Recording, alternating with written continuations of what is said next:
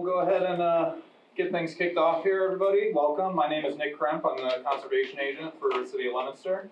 It is 6:03 on May 9th, 2023, a Tuesday.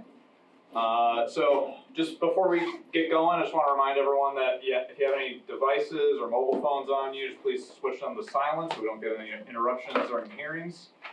And I will now take a roll call of the commissioners present. So starting with Jim Chambers. Present. Stephanie Quinlan. Present. Richard Gullick. Present. Mike Seekey. Present. Bob Seacard. Present. And Chuck Raymond. Here. All right, so absent is Ken Ridlin, but we have a quorum of 6 out of 7, so we can go ahead and get started, and I'll go ahead and kick it off to our chairman, Chuck Raymond. It's okay, you fell into that trap the past 2 weeks. Yes, yeah, he's been absent. Thank you, Nick, good to be back. Although, is it? I was in London, Paris, and Normandy, I'm not sure if it is good to be back, but anyway. Anyway, call to order. Well, you did that, sorry about that. So public comments, this is for items not on the agenda. So if you're here for something besides anything on the agenda, is there anything you'd like to bring up at this point? Anybody here? Nobody? Okay, just making sure. Moving on then.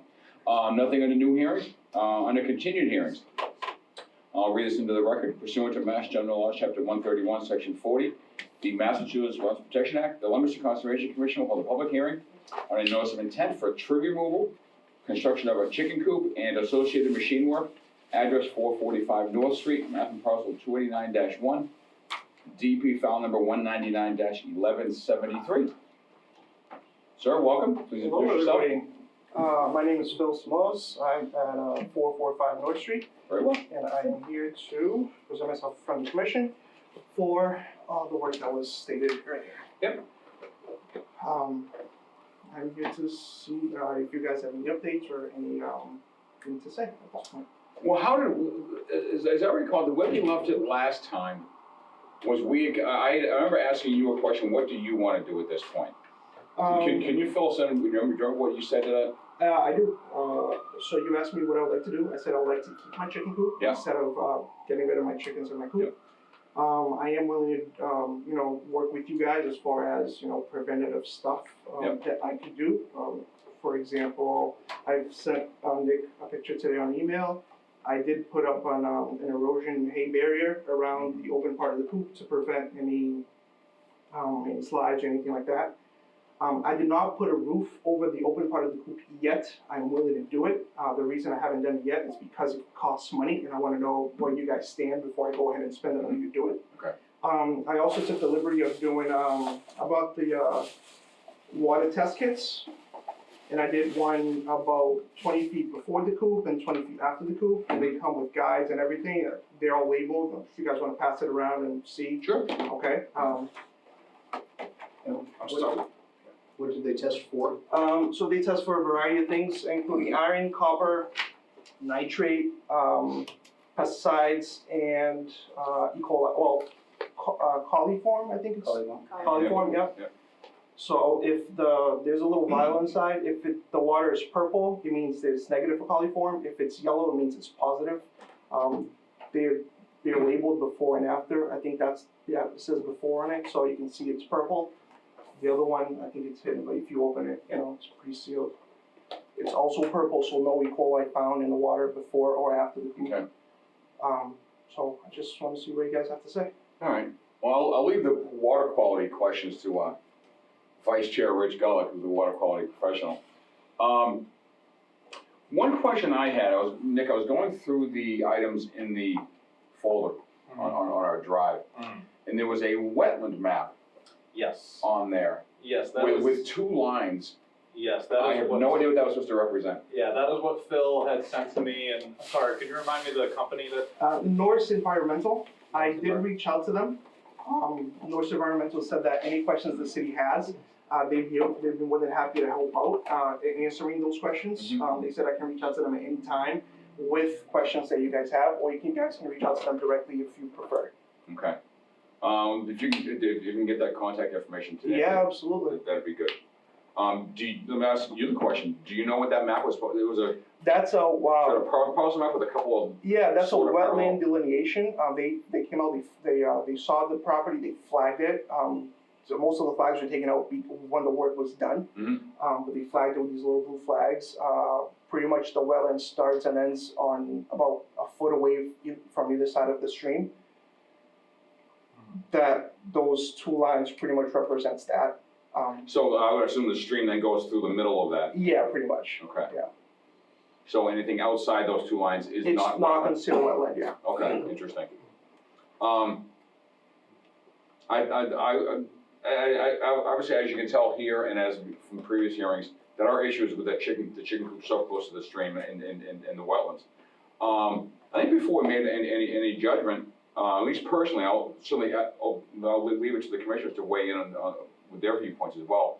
But I prefer to see some kind of a labeled wetland map, aside from a tiny little thing on PDF with a couple of lines that are completely unlabeled. We don't know what. So something professionally done by a company, I'm assuming, right? Correct. Yeah. Yeah. Anybody else have any comments on the, do you know what wetland map I'm referring to? Yes. Okay. Anybody else have any comments on having an actual? I would have follow-up questions for whomever made that map, just if that was based on soil conditions or vegetation. Right.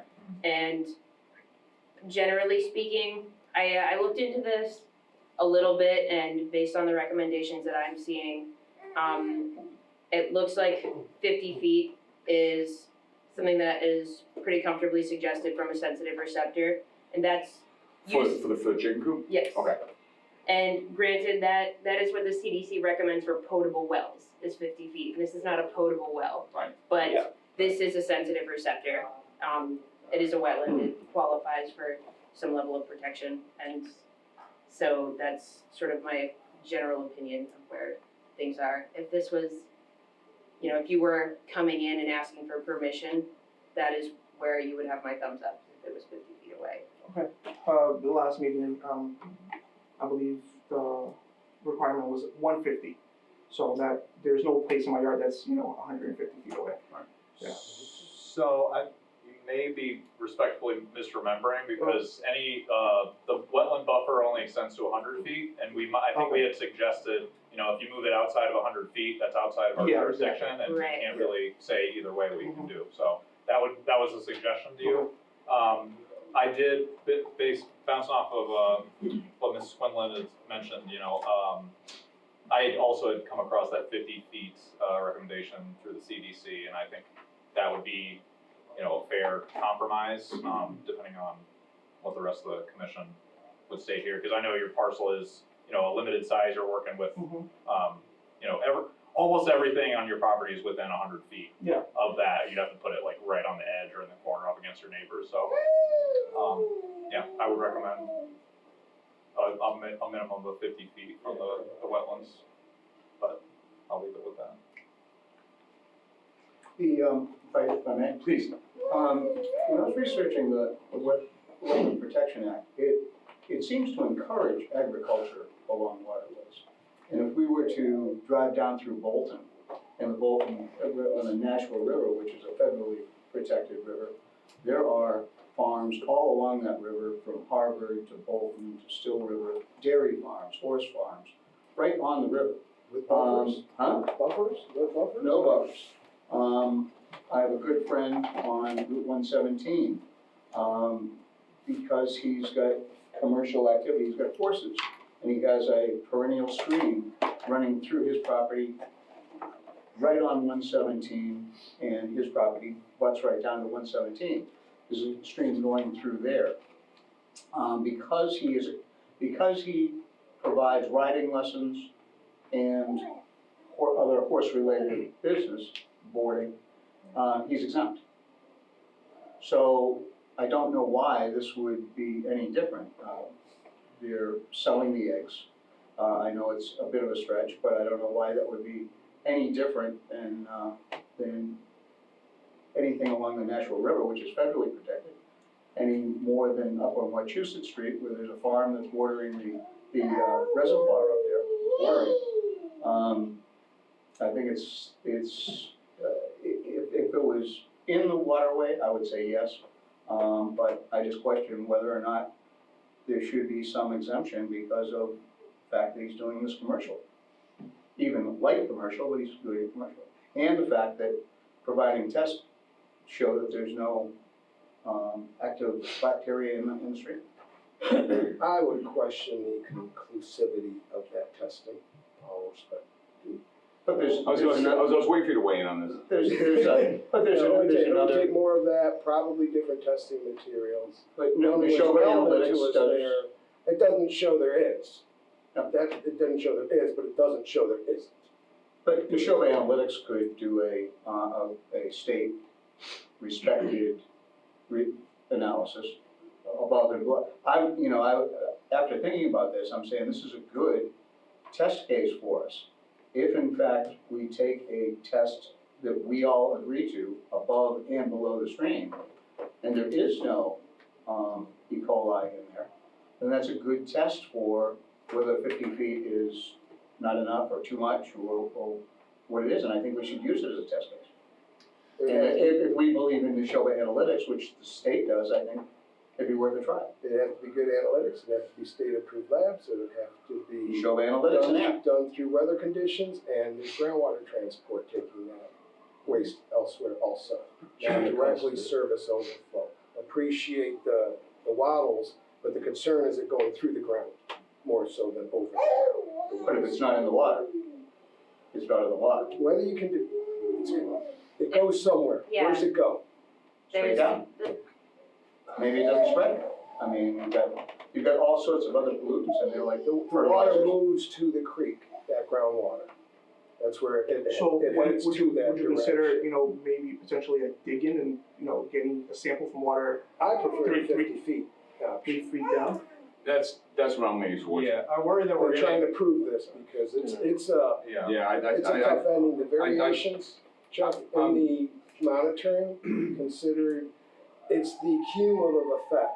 It's difficult to necessarily monitor a single source and catch the difference given the variabilities. You need to quantify the coliform, look for E. coli, and so on. And I don't believe we should get into a site-by-site analytical testing concept. yeah, I worry about us. That's where these general rules come from, the 100 feet, the 200 feet, the 50 feet. That's my take on it. So And why every is chicken coop agriculture will do spelled out as That's another being, question. Yeah. why is agriculture Well, spelled out in the Wetlands Protection I Act? don't think we can answer that here, but so, before we move on, Jim, you had something? I just wanted to clarify whether or not that grandfathered those existing facilities or whether that's for all in new agriculture even. Well, my personal friend built his barn and stable probably 10 years ago. do you have a specific citation that you're looking at regarding agricultural mentions within? Dude, Wetlands I Protection. can't quote it to you. I mean, I'd be happy to Yeah. do some research. Yes, I did. Yeah, I saw- I Just spotted send in over the there citation so I can that see what you're agriculture reading. is allowed along in the buffer zone. So it is allowed within the, there's not a prohibition on any agriculture within the buffer zone, but it does say in the regulations, I can't cite it exactly, but I was just reading this, that any new agriculture is subject to a notice of intent filing, which is what this is all about, and if it's subject to a notice of intent, it's presumably possible to be denied, you know, so based on extenuating circumstances. Anybody else before I chime in? Anybody? Oh, sorry, go ahead, Rob. That's okay.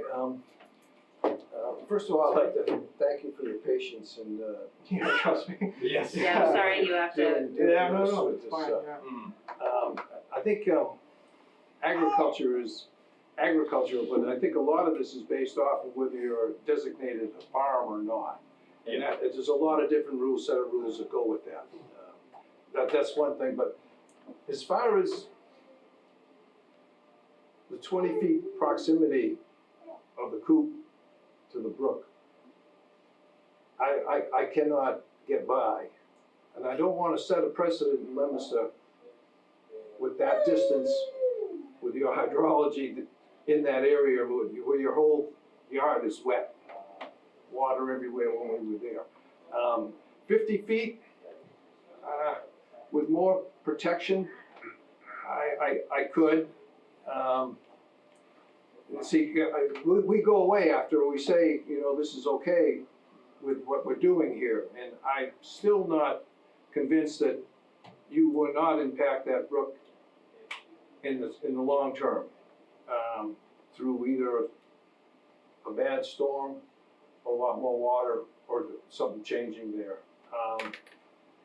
And you gotta realize too, that as soon as it leaves your property, it's going underneath a major roadway, and then going underneath The train a tracks. major railway before it even gets to it, you know, and I put that all in perspective, even your child's in play here, cause I got a soft spot for him. But I still cannot get past, and I don't wanna set any precedent in Leominster that a chicken coop is that close to, in the wetlands, close to a brook, that clean and that nice in that area. It'd have to be back further with more protection, and then that is fine. But that's my feelings on it, and I would vote against anything that isn't that far. Before I chime in, Buzz, did you have something, Nick? So I was gonna make a recommendation for how to proceed here. You know, I want everyone to have their opinions heard here, but in the interest of time, and like you said, Phil has been in here a number of times, I don't wanna keep this going beyond. So Phil, what was your last name again? Simos. How do you spell SIMOES. yes. it? Say your son, thank you. So I think the best option to move forward here is to request an official wetland consultant, get a delineation out there and flagged and something more official than what we have on file. And then after that, I think I feel a general consensus forming that 50 feet is an acceptable minimum from the wetlands. So once we get that wetland delineated more officially, it's outside of the 50 feet. And then in addition to that, it wasn't mentioned yet, but Phil had brought it up before, that concrete pad, which was the reason that you put the coop where it is, you had been advised that you weren't allowed to take that out incorrectly. Yeah. You can do that, it would have to be added to the NOI filing, just because it is gonna be an alteration. It would be better, it'd be an improvement, but we could add that onto the NOI, and then you could be free to move your coop wherever you want on the property outside of 50 feet from the At this point, even if I move the coop, I'd probably just leave the concrete, because when the guys had the machinery over there, that was a payment, you know, if I have them come out and bring more machines, I gotta pay for that. I'm pretty much paying for everything twice. Yeah. No, I'd probably just leave the concrete there. Go ahead. No, I would, go ahead. Yeah, please. Thank you, Chair. The 50 feet necessarily from the wetland boundary or from the actual waterway boundary? I was envisioning the walk from the, call it the drainage ditch, creek, whatever you want to call it. That whole yard may be declared wetland. Well, that's what we need to see, that's what we need to see, and I think if you came at us with an actual wetlands, plot of land with the wetlands actually plotted on there, and then if you have room to put a chicken coop in, so what are we thinking, 50 feet from the stream edge or from the wetland boundary? The impression I was getting from Bob was he was talking 50 feet from that flowing water. That was my impression, not 50 feet from the wet zone, because the whole backyard's wet. Right. And that would exclude you totally. At least this gives you a shot. Okay, all right, so if you were to come back with an accurately measured wetland map with the wetlands clearly outlined, and then if you were to propose a chicken coop at least 50 feet from the stream, you know, it would have to be a highly engineered chicken coop. It's a chicken coop. You can just say, you can just draw and say, I'm gonna put the chicken coop here. I think that would be a huge step in the right direction for you and for us. Okay. Jim, did you have something? Well, I don't necessarily think it's high-tech engineering, but I think there is some preventive measures that can be taken at, Right, and I don't think those need to be highly detailed. No, I know think that, you can I'm work just with saying, Nick to I just don't want to think it's just a simple thing, you just move the Right. building. No, it'd be something of the type you already have. Drainage Yeah. collection or. Yeah. along those Yeah. lines. Roofs.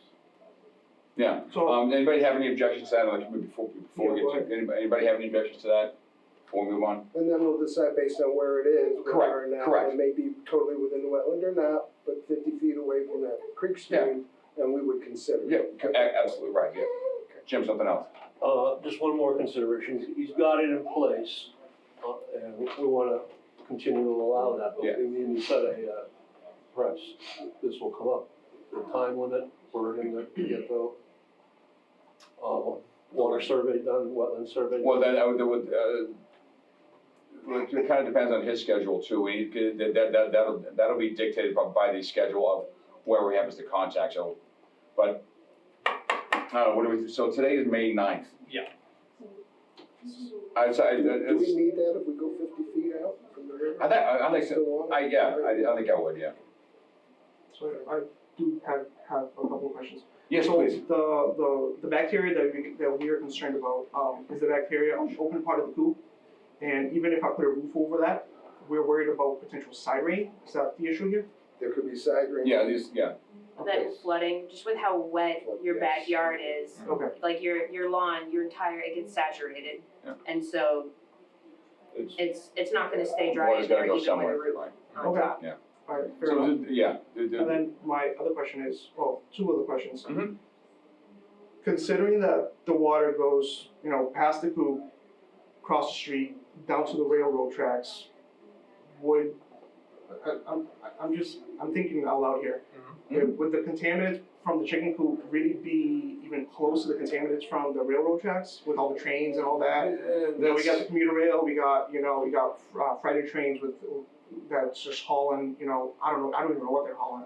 Objectively, it probably doesn't make much difference, but there is still the issue of, the issue of phosphorus, coliform bacteria, anything else coming off your property still needs to be considered. Whether it gets impacted further by even worse contamination down gradient is kind of out of it's not part of our purview at this point. Okay. Because our issue is what's going on your property. Yep, and then my final question is, you saw the chicken coop, it's a fairly well-built structure. Yeah. Even though it's just sitting there, it's not, dug in, there's no foundation, but it took a while to build, Yeah. It's for me to take it apart, it's not gonna be easy. And then I still have to relocate the chickens while I'm doing it, because I'm not buying new material for it either. Right. I'll try to recycle as much as I can. So is the 50 feet, suggestion or recommendation, or is it a law or a rule that I have to do? Well, at this point, as far as we can tell, there's no hard, fast law or rule. Okay, But there are considerations, we have purview of activities within 100 feet of a wetland. I get that. So we're trying to walk a tightrope here and try to get you your coop, but, in a reasonable manner, but also do what we think we need to protect the quality of that stream coming. Which is fine. My question is, for me to take that whole thing apart and put it back together and relocate the chickens in the meantime, Mhm. it obviously is gonna take a lot of time, and time equals money, as we all know. My question is there more or less another compromise that I could do, instead of moving the coop? It's like potentially try to, get a company that's state approved to come in and test the water, test the soil before and after the coop. They can dig a hole. Like you said, there's water all over. So if the water penetrates down, if you stick a pipe in, the water will just come right back up. We can easily test that. That sounds reasonable, Rich, I saw your hand, that sounds reasonable. However, what I keep coming back to is, if like Stephanie mentioned, if you came to us with a proposal, hey, I wanna put a chicken coop in this spot, what would we do? And that's what I keep trying to come back to. I don't wanna make you just get rid of the coop altogether, but I also do want to make sure that it is what we feel is a comfortable distance from that actual moving water stream in your property. But moving that whole coop, No, I know. it's a lot of time and money for you guys, to feel that it doesn't belong there.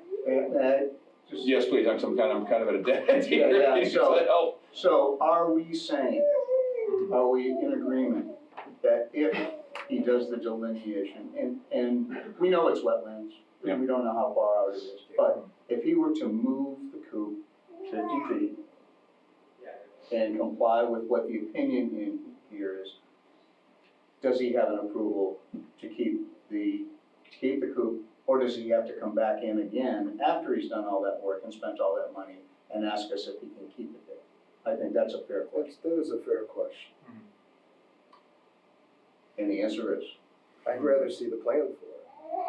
Well, if we're Well, saying, no, where's it go? Not move it yet, but where's it go? That's not costing them much. but if we're saying that it doesn't matter what the wetland delineation is, that he's allowed to have it 50 feet away from the stream, then why does he even need to have it resurveyed? Oh, is it? Sorry. Chuck's interested. So is that, so, or perhaps it sounds like then we're comfortable with somebody measuring 50 feet from the stream. I mean, I'm gonna say it's not my preference. I would like to have it 50 feet outside of the wetland. Okay, then that's a reason to have the delineation. So the wetland or the That's not stream? Well, that- my opinion is Okay. the wetland. Other people have been saying the stream. And I'm saying this, again, it's got nothing to do with you. It's like, No, I get it. what is the precedent that I wanna set here?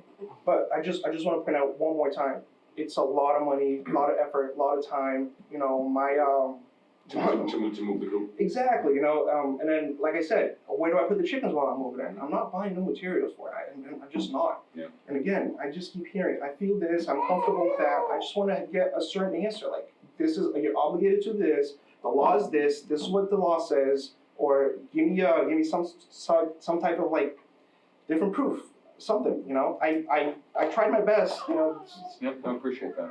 I'm willing to pay another company to come out and do it professionally, Mhm. you know, before I'm doing months worth of work. Jimmy Jefferson, this hopefully helpful. Well, I'm misunderstanding, but I think you may be asking the question, what happens if you don't move it? No, that's not it at all.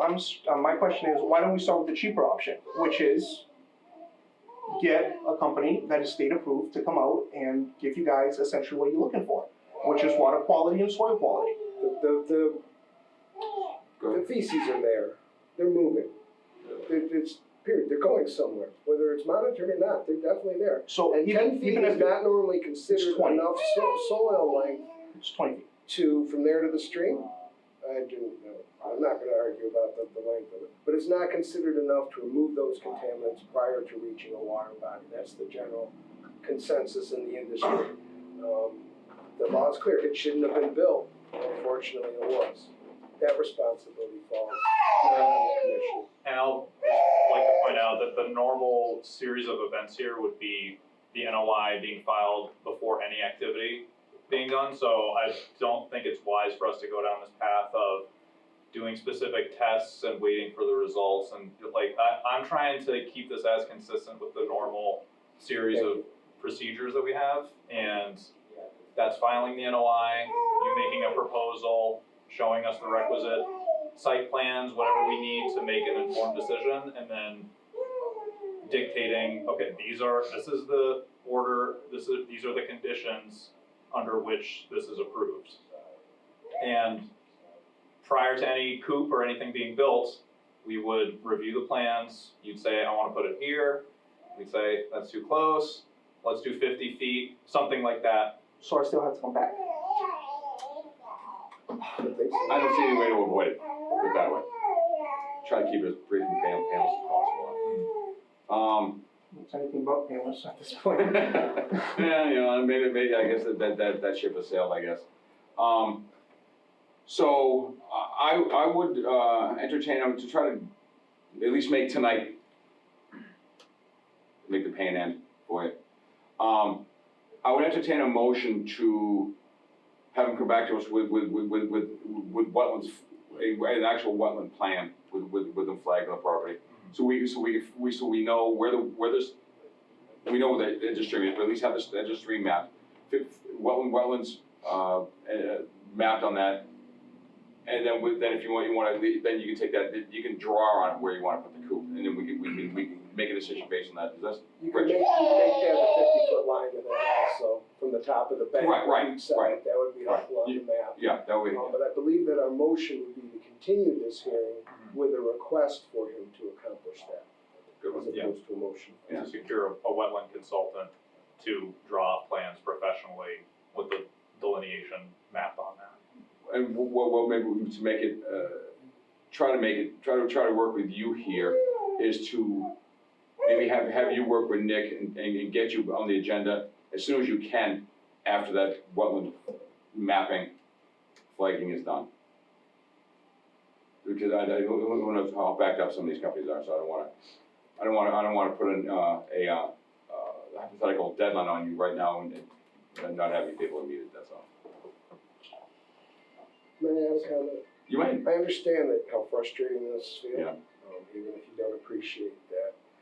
But it's tough for the commission to, simply because somebody already did something and didn't go through the process, that now means, well, we're gonna leave it there necessarily, because they already spent the money. We can't take that attitude and set that precedent with all of the projects. Well, that's also true about the buildings I did for the yard, you know? You guys aren't requiring for me to bury 23 ties in the yard that I dug out with, you know? Because it was already done, so I'm finally the NOI in the after fact, so you guys aren't requiring me to do that stuff again, so. And we would not likely permit the chicken coop in that location, and that's the issue. I'm compromising tonight by considering it 50 feet. From the stream, not from the Me wetland. from the stream, Ms. Quinlan from the wetland. Yeah, Let's see I'm what only wetland one person. delineation It seems is. like most people are okay with the stream, so. But that's, Yeah, and this may seem kind of arbitrary to you, but there's not a lot of science on exactly the science on a chicken coop in a wetland, at least from what we found. So we're trying to work with our regulations and trying to. Well, that's exactly my question. I'm trying to get at least a straight answer from you guys, and I feel like I'm not getting that answer that I want. What is those regulations? What exactly is permitted? Well, the regulation we're working with is the Wetlands Protection Act. Which I get. And Michael and a few people have cited various exemptions for agricultural use. You know, the horse farm went down to the stream and the natural river. There may be those exemptions, but again, this is something that was presented to us, and we're trying to do the best we can. Yes, your wife has a question. So Okay, someone state your name, please. Angela Smith. Thank you. So from what I hear, most people here have agreed with moving the coop 50 feet away. With that being said, why would we still need to do the delineation for the wetland if most people have already agreed with moving the coop 50 feet away from the stream? And my next question is, I just lost my train of thought, I'm sorry. Do you want to come back? No, go ahead. Okay, You can all right, comment on that. all right. If it comes back later, I'll Jump in, please, yes. Stephanie. So with the previous coup issue that is out of the president that has been set with this commission, with the coup that was in a wetland, if we have this wetland delineation done and it is decided that there are hydric soils that are continuous across the property and therefore the whole backyard is wetland, would it not be consistent with our previous rulings to say that we cannot have a chicken coop? potentially. Yeah. Do you know what hydric soils are, by the way?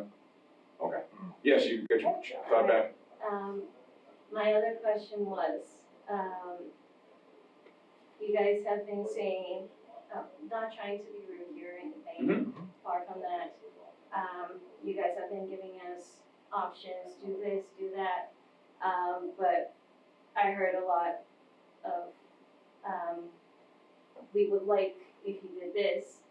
Where is your research coming from based on, yeah, this is the rule, this is the regulation? Because you're just saying, I feel you should do this, I feel you should do that, but it's not actually what the regulations are. Okay. So, Well, we would love to, we are up to, we would love to go home and do our research and do what you guys are asking, but we also want to hear the same from you guys. We want you to be able to present us the correct regulations so that we are able to follow those as well. two things. Go ahead. We can discuss them after the meeting. Yeah, well, again, the regulation we're following is chapter 131, section 40 of the Massachusetts Wetlands Protection Act. So those are the regulations we're using. There's nothing in there though that says chicken coops have to be X amount of feet from a wetland or from a stream. That's That's essentially, yeah, that's Right, what I'm trying to get at. It's Yeah. an That's what we're all activity, trying to get it's at. an activity that can be regulated within those distances. Yep. And the actual regulation is 310 CMR 10.0. That was the act. And there's also a state regulation called the Rivers Act, which doesn't allow development within 200 feet of a river. That's not a river. Oh, it's not a river, Yeah. yeah, okay, all right, never mind that, okay. So and like we've been referencing the Wetlands Protection Act, it mainly sets up the procedure for permitting activity in and around wetlands. It gives the local conservation commission jurisdiction within 100 feet of wetlands, 200 feet of flowing rivers and streams. And again, that procedure is applicants file an NOI prior to any work being done. We are trying to work with you the best we can in doing an after the fact filing with you. Again, to be fair, when I spoke with Angela the first time, she told me that I couldn't remove the concrete slab. I didn't. Yes. She also said I couldn't build anything that requires a foundation. I did not. I built the chicken coop on top of the concrete slab because it didn't require a foundation. It didn't require me to dig any holes, put any concrete down. That is the whole point of building it where I built it. Mhm. So now, again, I'm getting a whole lot of recommendations, a whole lot of ideas to move it 50 feet. It's not gonna be easy. It's not like picking up, a rock and moving it, another 30 feet. We understand. So again, I don't mind showing up here. Showing up here is easy for, 30 minutes, 40 minutes. That's not the issue. The issue is, even after I get a delineation, even after I move it 50 feet, are you guys still gonna be happy? How many more times do I have to come here? Oh, no, if we tell you that you move 50 feet, that'll be it. We're not gonna say, oh yeah, look at it, it's 50 feet, that's not enough. We're not gonna do that to you. If we Trust say me. that and we don't know how the vote will go, again, 50 feet might be from the wetland. and No, but I'm saying, if, somebody- we're not gonna make them move it twice. If we say you can move Oh, it X spot, Yeah. that'll be it. Definitely, We're not, definitely. we're not gonna make you remove it again, and no, that'd be, And that'd be really So, silly. which is fine, I'm okay with that, but my question is, where does the 50 feet idea come from? Like where, The CDC. okay. Yes. And is that a recommendation or a law? It's a, Yeah, the CDC doesn't make laws. Okay, so it's a Yeah. recommendation, think. it's an idea, it's a consideration that. Yeah, Yeah. it's a Yeah. recommendation based on hydraulic flow and what can be impacted, what sensitive receptor can be impacted. Okay. So like, if I phrase it to you this way, would you want your child playing in the stream downriver of the coop? He does. And he does. Okay, well, I would I consider take it back. the 50 feet a compromise from the 100 feet. That's exactly what that is. Jim? Yes, I thought we were working towards a compromise, but I think that the 50 foot from the wetland may be, in fact, I mean, we tried to compromise by saying from the river, but we don't know the nature and extent of the wetlands and That's where it was before. what could be impacted in that wetland until a survey is done, so can I try and direct this a little bit? So, Please. Considering all the good that you've done on the site, you have done a lot of good in removing all the trash Right. and everything that you've done. Considering that, and to make this shorter and easier for everybody, could we consider agreeing to a 50-foot move from the flowing stream tonight and possibly approving it, or are we set on getting a delineation I would first? not with another commissioner wanting to see the delineation. I'd want to respect that. Okay, I'm sorry. I'd want to respect that one of the other commissioners wants to see the delineation first. So I would be hesitant to give that permission tonight. I want to see where it's going to go. Why couldn't we? And that is one more than that. What did the other members of the commission agree to what Nick proposed? Yeah, just what do we feel generally about, considering all the work that Phil has done, and, he's been very compliant with us and Yes. understanding, Yeah. and he has already done a lot of good on the site and cleaned it up. 50 feet from the flowing stream, from the chicken coop. Jim, I saw you shake your head. I disagree. would you prefer to see a delineation first? Is that the issue? Yes. Okay. And that is fair. The delineation, that is a standard thing that That's we fine. have, and that is something that we would have very likely asked you to do before doing anything, Yeah, so. would you guys be okay if I reach out to Noise Environmental again, just have them, just do more of a detailed? With a map Yeah. showing flagging locations and everything, and, yeah. And, Okay. And a report that says what it was based on. Would you say Norse, N-O-R-S-E? NORSC, yep, Noise Environmental, I believe they, Tingsboro. Certified wetland. Yeah, that's certified wellness scientist. Yeah, no, that's, yeah, you're free to use whatever company you Yeah. like, just, it's gotta be Well- some sort of wetland consultant Okay, that, with a detailed plan. and if you have any questions at all about what kind of wetland plan we're talking about, you can just get in touch with Nick tomorrow. Mhm. He can show you what we'd be looking for. okay. So, question, if I was to put up, just picking your brains here, if I was to put up a vegetable garden, roughly the same distance from the coop, from the stream as the coop is, would that be an issue for you guys? I'd rather not get into hypotheticals. I really wouldn't. I'm just asking Yeah. only because I'm trying to get ready to I build can that. answer that, I have no trouble at all. I'm only asking because I'm getting ready to build a Vegetables vegetable concerned garden. about don't have waste, yeah. Yeah. I mean, like, there's some runoff, yeah, but, Well, it That's definitely all. attracts animals though. yeah. They're But nothing you can do about those. Okay, so I'm in the process of building a vegetable garden right now. It's, like I said, it's off of, it's a high-rise bed, about a foot off the ground. Mhm. Everybody okay with that? Yes.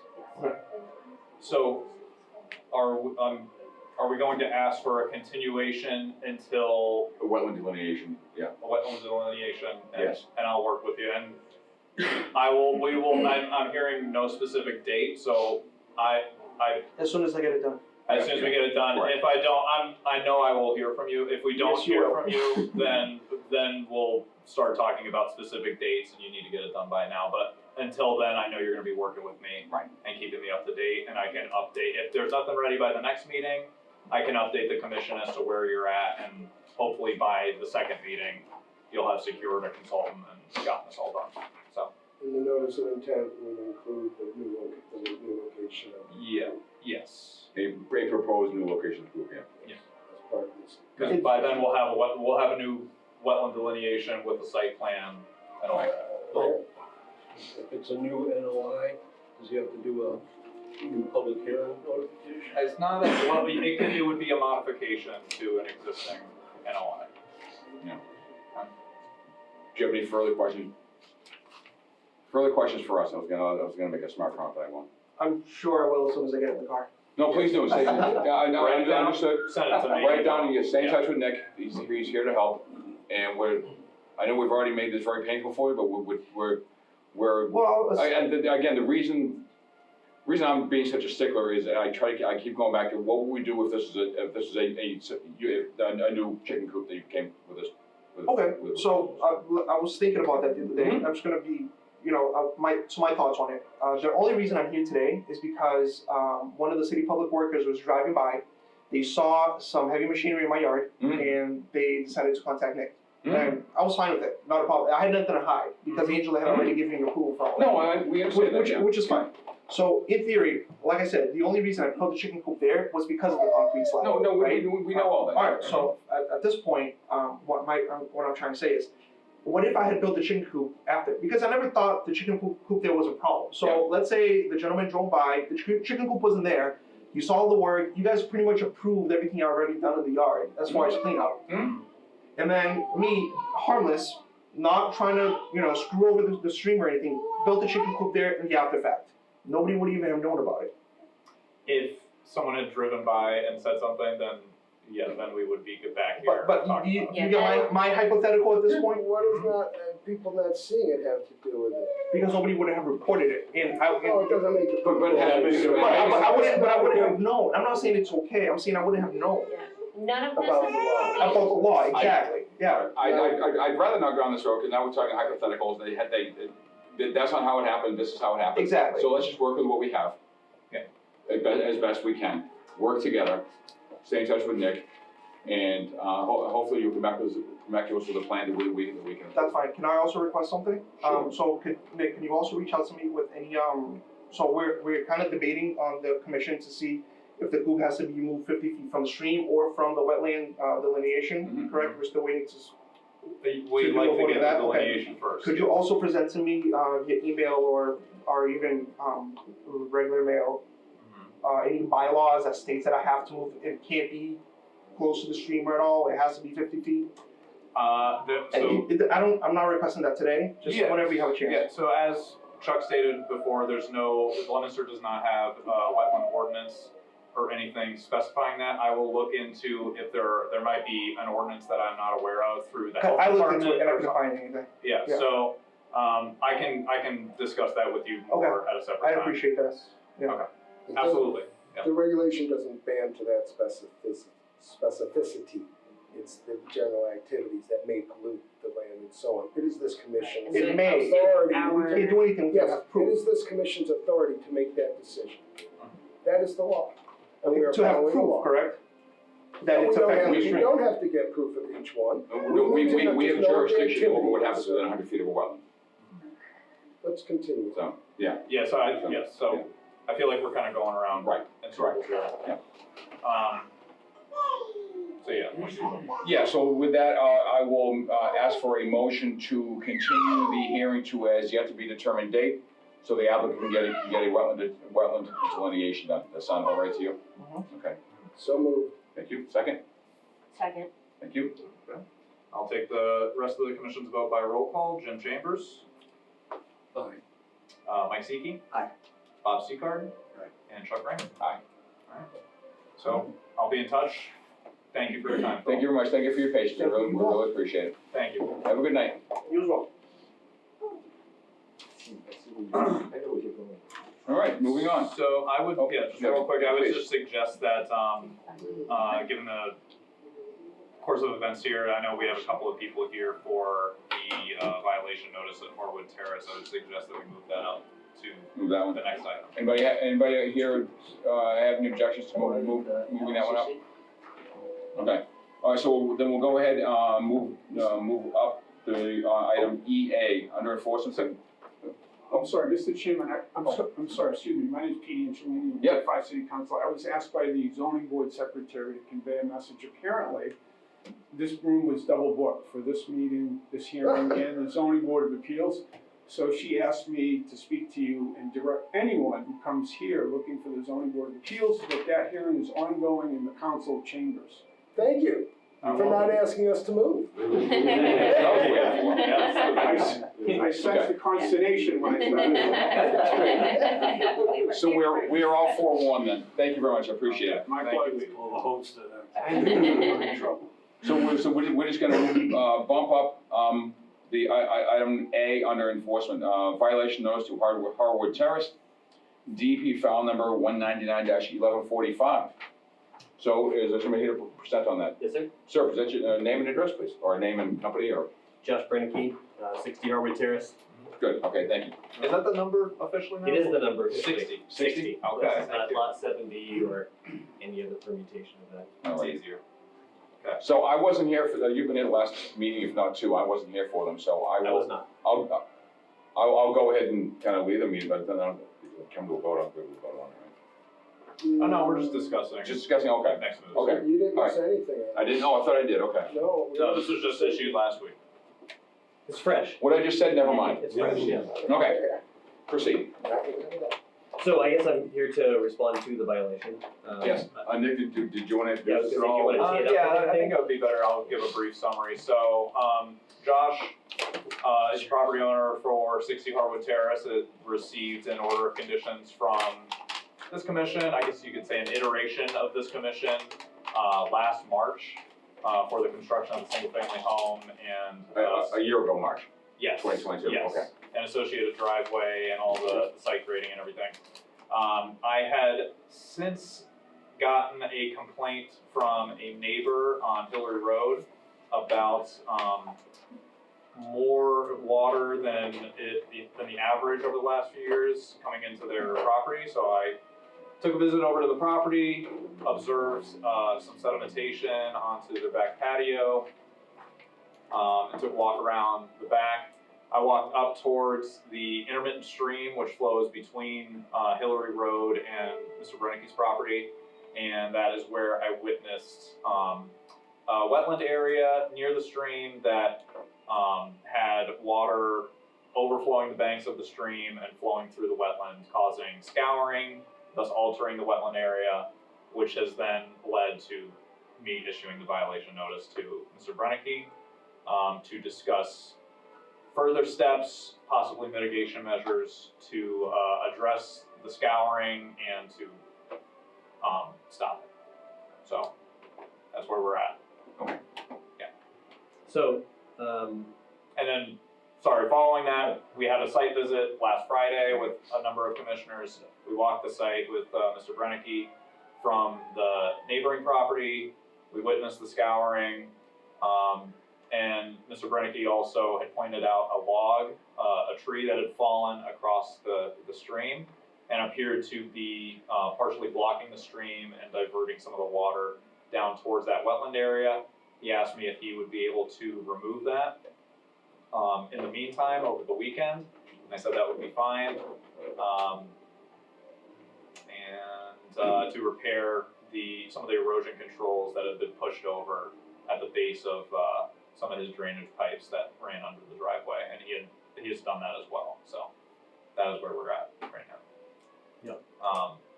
So I don't know what you would like to. yeah, so I guess a couple of points. One, all of the engineering that had been done on site was approved by the commission, and it was an engineered plan, and all of that plan was followed.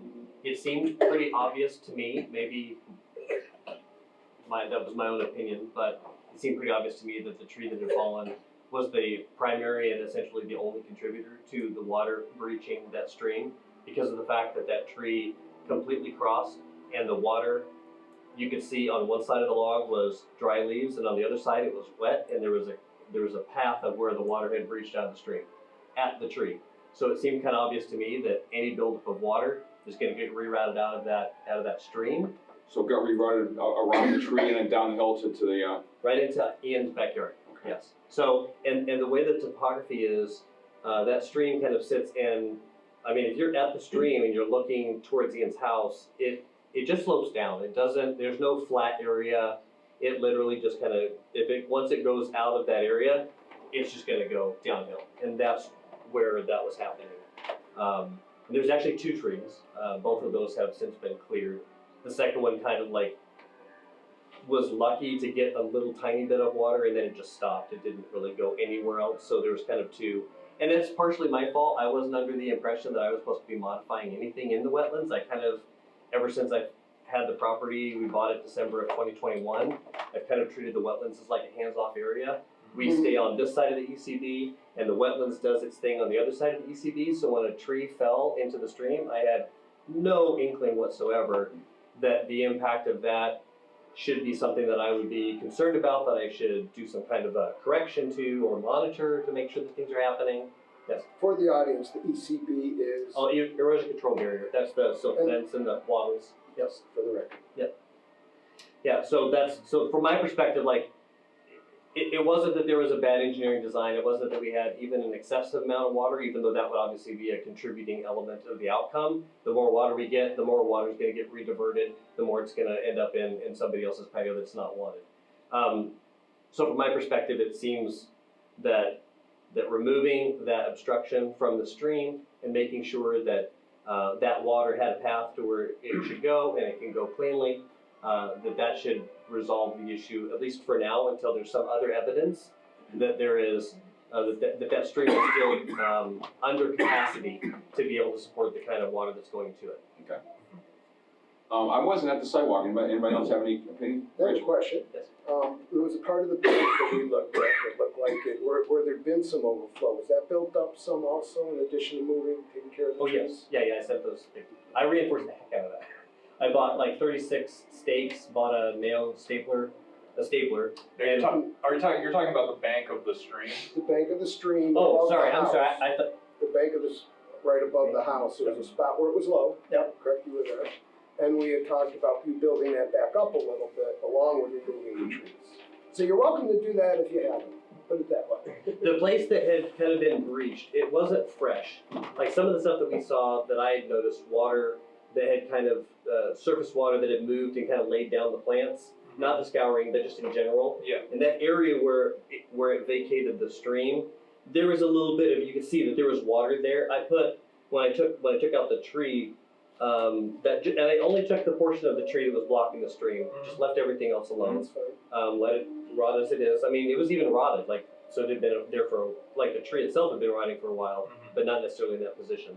And then I put some of the rocks that were nearby into kind of that little swale place, because that seemed like we're just gonna make sure the water goes this way. Even if we get more than expected or more than typical, at least it'll help revert it. I didn't build up the bank necessarily yet. I certainly can, I think it would be appropriate to do, but I would obviously not want the work on the site to be subject to no work given the situation. I understand that, but I Yeah. think it would be good for either you or the owner who's concerned to help boost that bank some. That's what I would do. Are you talking about at the end, like the edge of his property to raise that bank up? I don't know whose property it is, but it's the far side of the bank, going The down downhill side of the bank. Yes, that's Downhill Ian. side of the Yeah. bank. Yeah, I would want that boosted up by somebody. I believe that is on your property, so. If If it's Yeah. still on yours, I am boost more it up than a happy little to do bit. it. You Yeah. seem like you're going, that was another part.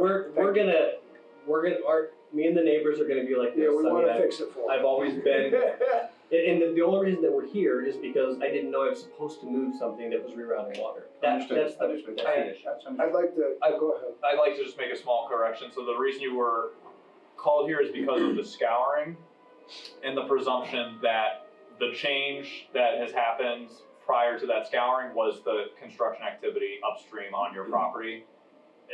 The violation notice was issued on the presumption that that was causing the scouring, not that the log was causing the scouring and you hadn't moved it yet. And I would argue with that a little bit because the scouring was directly in line with where the water was leaving the bank from the tree trunk. I mean, And that, so, yes, that's something so that the we. scouring, sure, but it wasn't because of the engineering.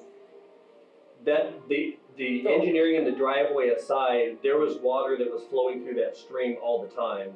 And so if that tree log was down, scouring was gonna happen because of a result of that tree blocking the natural place where water had always gone and pushing it over there where it's now gonna make a new stream bed that way. And that's what was causing it. It wasn't because there was more than normal or more than the stream could handle to push it out of the bank in a weird side exit. And that's partially what we're here to deliberate on and say that wasn't a definitive reason for the scouring, but that's, a strong possibility, I would say. Okay. Fair enough. So, Mr. Chairman. Please, go ahead. So, I'm gonna qualify this, I am not an engineer, and I do know that Mr. Hannigan's organization does a reputable job. The one thing that I kind of questioned was where the stream crossing is. The riprap was laid down there, and it was laid down there in a convex fashion, whereas when the water was naturally flowing, I think it formed that stream. I think that's the natural flow. It came down and went laterally across the backs of the property. And it seemed to me, and I could be wrong, and you might want to ask them, is when the riprap was put in there in that fashion, now the water can be equally divided to both sides. And I did notice on the left-hand side there was a little bit of washout just prior to the tree on the left-hand side. And I think not an engineer, that if that riprap was, cantilevered towards, to get the water aiming towards the stream, you're gonna have a lot more success in getting it out of that pipe down into that stream bed, which will take it naturally away from the area. Sure. But that's the only thing that I really saw. Rich, you got something? Yeah, I thought again, not being a stormwater engineer, but potentially that more rocks or perhaps different placement would help. I think, the idea is to dissipate the energy of that water, slow it down, and help direct it. So there might be some work in there. I'm interested to see what will happen now that this has been cleared, if that bank gets built up. Is there another problem still? Okay, next step. Sure. And take it step by step and confirm whether if it's a significant enough. There was another section that was at the other end of the property that was not necessarily part of this violation, but there was a neighbor who had gotten some flooding, so we wanted to bring that up too, with one of the other commissioners who was there at that house, cared to. Can I speak to that? Not until the commissioners. Not quite yet, I'll open up to the audience in a bit. Are you all set, Rich, for now? I wanted to, do Mike or Jim, or should I talk I about mean, you know, I think that. what happened with that last house? I just wanna make sure we get to Jim. Jim had a question. I wanted to ask if we were here to discuss the impact on the immediate wetlands, or were we concerned about the ultimate destination of the water? So if we've done anything to actually say that the water that starts here ends up here. So we're here discussing the violation notice, which is in relation to the scouring. So what are we hoping, what are we shooting for then? When this hearing is done, I would recommend that Josh secure an engineer to come up with a proposal to correct the scouring that we witnessed. As Josh has said, he's kind of maintaining that the log was the ultimate cause of that scouring. That's up to the commission to discuss and either agree or disagree with, and to require or not require him consulting with an engineer. So correct me if I'm wrong, but the way that the stream flowed, it was that riprap, then it comes down, and then there was the log, and then it continued on, where there was plenty of scouring beyond that. Not outside of downhill? Past the log. Yeah, there was. Yes, so from like sheet runoff from up the gradient, not just what was in the drainage, but in just regular surface runoff.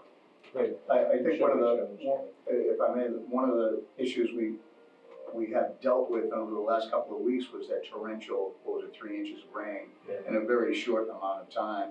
And I do think that's the stream that's been developing here probably was overwhelmed at that one incident. And, you know, no excuses, but we've had as far as wetlands go, we've had a kind of a rough year. There's been no hard freeze. There wasn't a gradual thaw that allowed the water to release. It all came fast. The ground has been saturated, it hasn't been frozen. So when the ground, it's a big sponge, and when the sponge has to relieve itself at some point, and I think the stream did too, so. Sure, I that- totally agree with But all that. you were right, I there just were- wanted us to all be on the same page that there was scouring beyond the log. So the I log just is, unclear, what area are we talking about? the area beyond the log, right? So there's Just the downstream riprap, of the log. yeah, and then there's Yeah, the but log, like and then we on the came, the stream way to we the came left? up, To the left side of the stream. like the way Okay, so that there's two we logs. came up, There was so two like, logs. There was two logs there. The oh, first okay, one- I only saw the one Yeah, no, sort of there's- closer to the bend. And the pictures that I showed to you have both Oh, of those spots. The That's first on one the was drive, kind of I couldn't upstream. open those. Oh, they're Let me email HEIC. those? They're I HEIC. see. Okay. You get an apple. Yeah. Alright. So the first log took the brunt of the water, but during the overflow, when we had the huge rains, I'm sure that water got past that one and was diverted by the second one. And on both of the pictures that I sent you, you can see where water left. So it wasn't just the first one. The second one was about halfway down before the corner. That was the second one. Those two were both pointed in the unfortunate direction of sloping it towards the downhill. That's just the way that those trees happen in the land. It wasn't this way, which would have been fine, because it would have just pushed it back up the hill and back in. It would have been great. But it didn't. It pushed both of them that way. And so that second log was the second part. And both of those show the pictures. I couldn't print them, but they both show like water leaving at that place, for sure. Did both of the logs have a level of decay that would suggest that they've been there for a while? They do, yes. Okay. Yep. But the water flow is different now, even if For the sure. trees are the same. Yeah, I mean, as they rot more, they kind of like sink down a little bit lower and kind of like fill in that spot, and then so you can kind of clearly see, and then leaves start to get packed up against it. It can't just kind of get underneath it a little bit at all. It got low. So when I cut it, the bottom part of the log was somewhat solid. The top of it was pretty loose, and I could actually just like throw the top half of the log and just kind of split. So I don't know whether that was after or before it fell. I can't tell that because it was just down and it kind of made an impression in where it was sitting. But Nick, how did we hear about this? From the neighbor on Hillary Road who is present today. Well, that's why I asked. I'd be curious to get input from any of the downhill people that are being impacted in terms of what they're seeing. Can we finish our commissioner discussion first, please? I think I'm specifically just asking these questions. I want to try to see what they're seeing. I'm here on behalf of the first complainant in all of this. Okay, you were Which supposed is to. Mrs. Go ahead. Moses at number 32. Go ahead. That started in January. Your name and address, please. Mark Bedanza, Ward 4, City Council, 23 Kendall Hill Road. Back in January, I got contacted by Mrs. Moses, who lives at 32 Hillary Road. Mm-hmm. She had 3 feet of water in her basement. In December, the fire department was called and had to pump her basement. Happened again in January. Second time she called me. I went and observed her property. The Ward 5 City Council, Mr. Angelini, accompanied me. We looked at the property on Hillary. We suspected involvement of Harwood Terrace development. We went up and looked at that. There's a catch basin at the end of Harwood Terrace. There was no contribution to that catch basin from anywhere near it that January day, which was the 28th. There was water flowing through that catch basin to get like huge flow of water going through that catch basin. From Harwood Terrace, we could see drainage pipes extending below the driveway, down gradient towards the Hillary Road properties. I bring to your attention that the stormwater regulations or ordinance of the city of Leominster were amended in 2021. And in particular, with all respect to Mr. Bernecki and his engineer, I don't believe the design that he has is in compliance with the stormwater ordinance. In particular, subsection F, paragraph subsection A1, no owner of land, easement, right-of-way, hulk, or building shall allow water discharging from their property to flow onto any abutting property, private or public, sidewalk, public property, or public right-of-way that will cause detriment or cause a nuisance. Groundwater, rainwater, and surface water runoff shall be controlled within the property boundaries of the land where it is generated, or it may be discharged into a DPW approved drainage structure, swale, or water body. That was enacted in 2021. This plan does not comply with this ordinance, period. So what has happened here is his plan and purposeful drainage of that particular site, which has created all kinds of additional impervious surface, as you well know, has put gasoline on a fire. Let me give you a little history.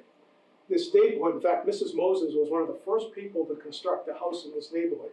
She has lived there since 1967. She has never had water to this extent in her basement, nothing close. That basement has flooded at least 4 times since December, causing the fire department and emergency management to respond to her property.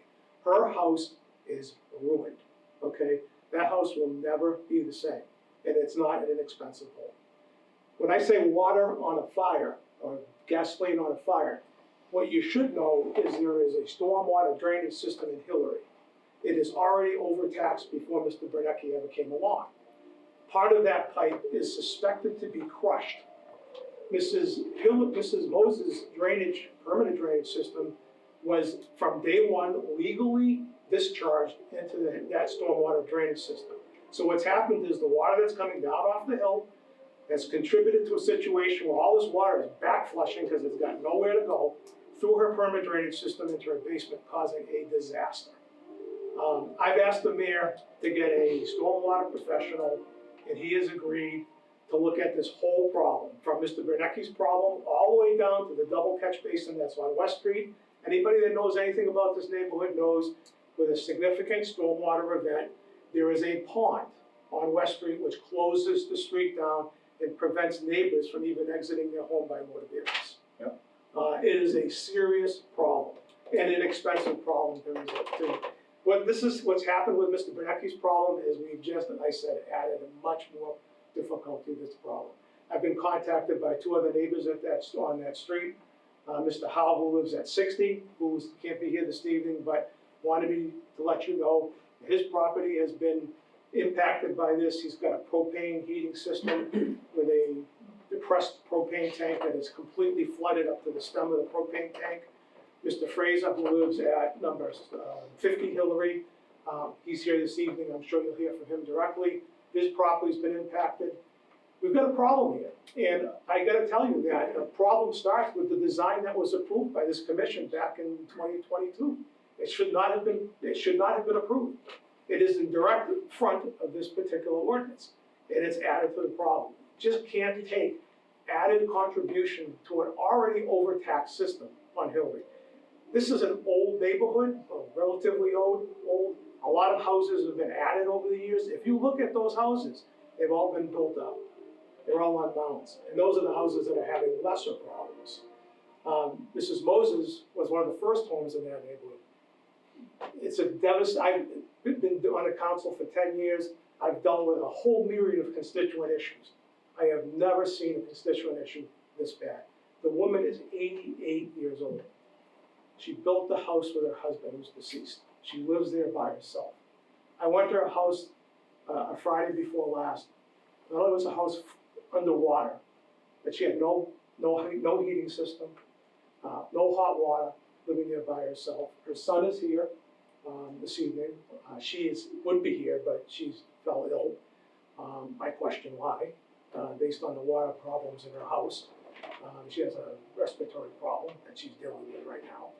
I can't tell you how big of a problem this is. I really can't overestimate the size of this problem. I don't think this gentleman did anything malicious or attempted to do anything that would harm his neighbors, and I feel bad for him as well. But the problem is it's happened. And as I said, she's had some wet basement problems, but she's never had 3 feet of water in her basement until the property upgrade was developed. And those pipes are contributing velocity and scope of water to an area that can't take it. And we've got a colossal problem on our hands, and that's why I asked the mayor to get involved in a bigger solution. Okay, all right, thank you, I appreciate it. I've already opened it up to the public. I want to comment on that one house though. Sure, go ahead. That's one we visited. That's the one I was trying to speak about earlier. Okay. So I was there with a couple other commissioners a week ago, and Mrs. Moses' daughter, I believe, was who we spoke to. No, it was Mrs. Moses. No, it was Mrs. Moses. Yes, it's Mrs. Moses. Not the 88-year-old? I think her daughter lives Yeah, on it was her problem. Was she pretty short? The daughter or her? It was her. No, I thought it was the daughter. Okay, hey, so it's great for 88.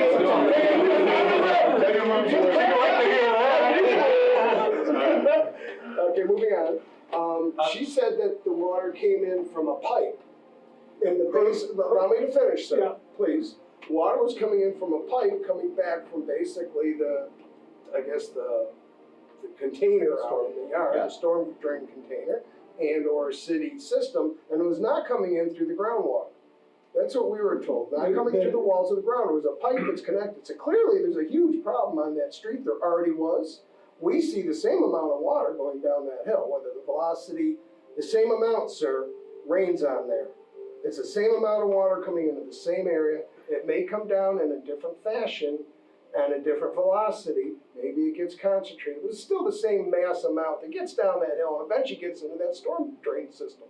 That's where the underlying problem lies. I'd like to ask the speaker also, are you telling us that it's a violation of that code, the stormwater code, as a city councilor or as a resident? That's your opinion? Is that an official city opinion? I'll tell you as an attorney. How's that? It's my opinion as an attorney. Are you speaking for the city or on your own? That's where I'm curious. I'm speaking as a Ward 4 councilor for my constituents. And I do absolutely believe that the velocity of that water is having a direct impact.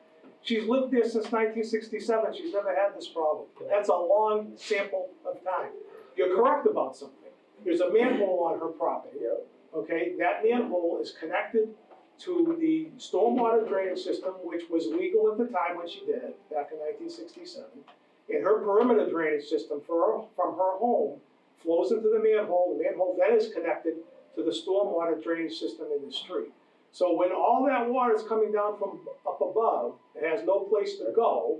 It ends up, I've seen it with my own eyes, coming off of those hills, coming down into the lot that's between her house and Mr. Frazier's, coming into the street. I was there January 28th. It was a sunny day. The street was flooded.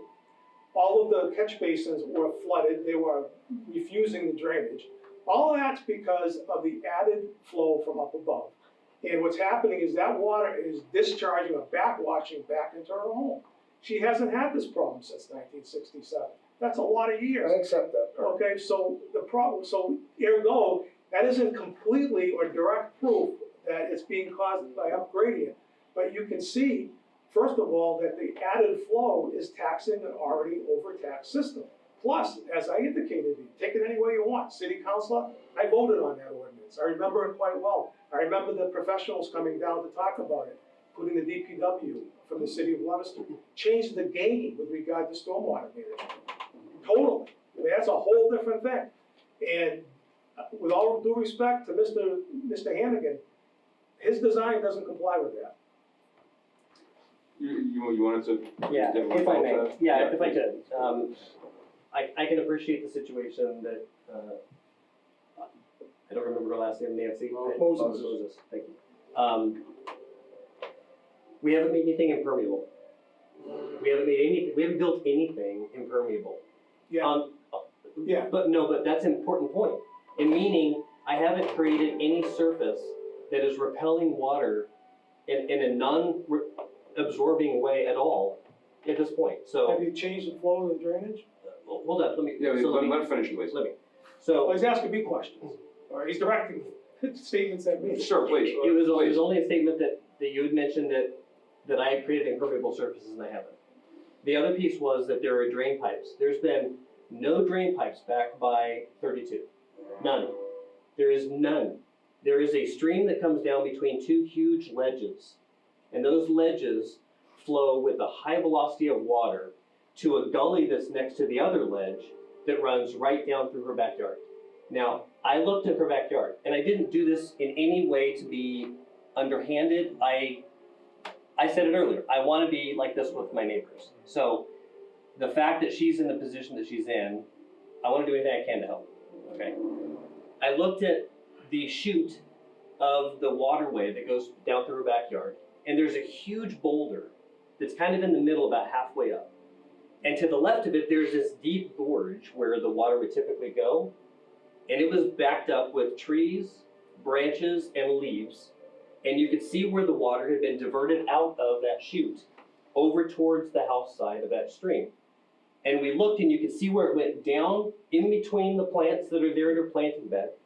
And it ran along the planting bed to the house. Now you could see that just because of the way that the grass had laid down in that path. You could follow the water. It was very easy. Now in January, actually in December, I did a video on my property when it was a 54-degree day and we had ice on the property, which means there was no permeability of the water. And that was when all this started. And the reason I think it started was because we got massive runoff of water that blocked that chute. That chute pushed water onto the land and down towards her foundation. It also flooded the rest of everything else. So the manhole was filled up, the street was flooded, there was snow that was melting, we got rain that day, it was 54 degrees with frozen ground, and we got a lot of water. That's why that started then. But yes, exactly. That was when that first ice, I've got a video of me walking the property, when that water was coming down through that hill, amazing amounts of water, right? I wasn't doing anything with it. I wasn't blocking it, redirecting it. It was coming from and going to the exact same place it always has. It's just that I think what happened was it took a lot of other debris with it, not the ECB. The ECB is intact. It took the leaves and everything that's just in the property in nature that have fallen and hadn't gone anywhere yet. It took those leaves and those branches and stopped up the chute. And that changed a lot of things. And that's why up until this last week, she's had problems routinely because the place where the water would normally go can no longer go that way. It's the same reason with the trunk and the stream. So you got blocked, you got crowds. Yes, the deep chute that's all lined with rocks that is able to handle that kind of water without breaking down, that chute was blocked. And we saw a much smaller example on the street where we saw two streams of water coming in, one going straight into a storm drain, the other one wasn't getting to the storm drain and was starting to create water in the street. Yeah. And so the leaves got moved out of the way and it flows right into the storm drain. Right. Pretty quick solution. Right. Not saying that. And I would say fix from the it. perspective of the ordinance, or I'm not sure what to call that. Ordinance. Okay, the ordinance. Most of that water doesn't start on my property. Most of that water comes from uphill that's not on my property, and I'm just taking it. And then I have no place to put it, nor can I store it because I'm not where it starts. I've got 14 acres of water behind me that's on a slope, and then anytime it rains, I'm gonna have 14 acres worth of water that's coming down granite rocks to try and store so that it doesn't go further downhill, which is where it always has. I'm not putting it anywhere, I'm not rerouting it, I'm not changing anything. I'm literally just, there's been nothing else. So I see you're raising your hand, Pete. I just want to redirect this here a little bit. I just want to remind us, so we are here for the violation notice for the scouring in the wetlands. That's what I think this is an important discussion to have because this is an ongoing problem, clearly. But as the commission, our jurisdiction is only in the wetlands. Again, an important discussion to have. This should be known and dealt with. In light of the mayor's suggestion that he'd be willing to secure an independent contractor and take a look at this whole system in its entirety, just even beyond just Mr. Brennicke's property, I think the best way to move forward with this is to just for the commission to consider what the violation notice was brought up for today, which was the scouring the wetlands, which may or may not have been addressed with the clearing of the creek. And I would suggest that I, outside of this meeting, would meet with the mayor and continue down the path of having the city look at this entire system as a whole, because clearly it's being overtaxed. Whether or not Mr. Brennicke is contributing to that overtaxation, it's clearly been an issue for a while, given the flooding on the street, and is now worse for whatever reason, whether it be Mr. Brennicke or not. But I think, yeah, we should deal with the violation notice, the scouring in the wetlands in this meeting. If anyone else would like to, say a piece, I'll leave that to Chuck if you want to allow that, but I think the larger issue should be dealt with independently of this commission.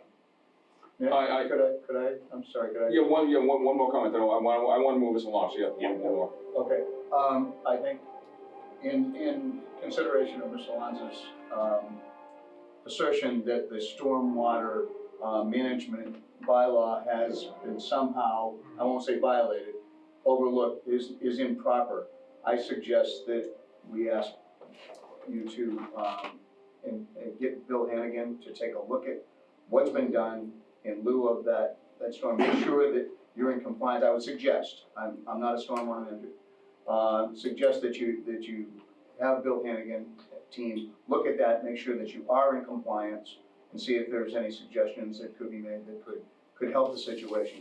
Because you've met with Mrs. Moses, we met with Mrs. Moses, we're totally in line with something's got to be done, and anything that you can do would be a big help. Sure. And just to close that up, when I did inspect the issues next to the boulder in the backyard, I borrowed a rake from her. She has like a nice little clam kind of fork that you use clamming, if you're on the mud flats. And I cleaned all that out. I cleaned all the stuff next to the boulder. Again, I wasn't even going to talk about it, but she said that she's nervous whenever there's an inch of water because she feels an inch of rain because she feels like her basement's gonna flood. That's only happened since December, since that big rain, since that chute probably got filled up because those leaves haven't corroded. So I'm really curious to see, I just wanted it to be on the record, that a lot of that stuff that I feel, personally, I'm not a stormwater engineer, but I feel like a lot of that water was getting diverted out and it was exacerbating the problem, and that's why she's had 4 times in the last 5 months versus never ever. So to me, there's a correlation, and I didn't change any of that water. There is nothing with Hannigan that's over on that side because we didn't do anything. There's no drain pipes. There's nothing over there right now. It's coming down and it's going, and that's it. Like there's just nothing else that has been done. So I can certainly bring it to Bill's attention and see, hey, is there something over here that can be done? But there hasn't been anything done because there's been no work. There's no work on To it. aid the commission, Bill Sir, Hannigan. I would actually, you already had, you're saying I'd like to open up to have somebody else I'm just speak. gonna clarify something that's gonna help you. Okay, go ahead. So I've talked to Mr. Hannigan about this. So, according to Mr. CC's comment, his position is that because your commission gave him an order of conditions, it's exempt from this. I say no. Really? Let's let Mr. Hannigan. So he can speak Yeah, for himself. I believe that perspective is recommended. Yeah, we've got three people speaking, I don't want three people speaking at once. Thank you for your input. Sir, did you have something you wanted? Yeah, I just wanted on the record that Name and address, please, sir. Ian Fraser, 50 Hillary Road, Yep. Leominster. I was the one who originally reported my patio was flooded. Yep. It's due to all the water coming off the mountain behind us. I've been living in this house since July of 2016. This has happened twice since December. It's the worst we've ever had it. Okay. So to confirm, it definitely has happened in the past 5 or 6 months. That's when it started. Okay, all right, good. Was anybody else, sir, name and address, please. My name is Randy Roy, this is Diane Peralta. We are currently the owners of Lot 7A, Hillary Road. Which is just for everyone's clarification, the empty lot between 32 and 50 Hillary. Do you mind if I wrote this, and I'm not a very good speaker. Please, join the club. We purchased this land 3.5 years ago to build our dream home. We designed it, and received the plans, went through all the requirements needed by the city to move forward. And then COVID hit, and we all know what happened then. Cost of building materials skyrocketed, labor costs and install prices skyrocketed. 3 months ago, we realized our dream was not gonna be possible. We made the very difficult decision to sell and move on to the next chapter in our life. Since then, we've had 2 sales fall through. The last one being a week from our closing date, Thursday,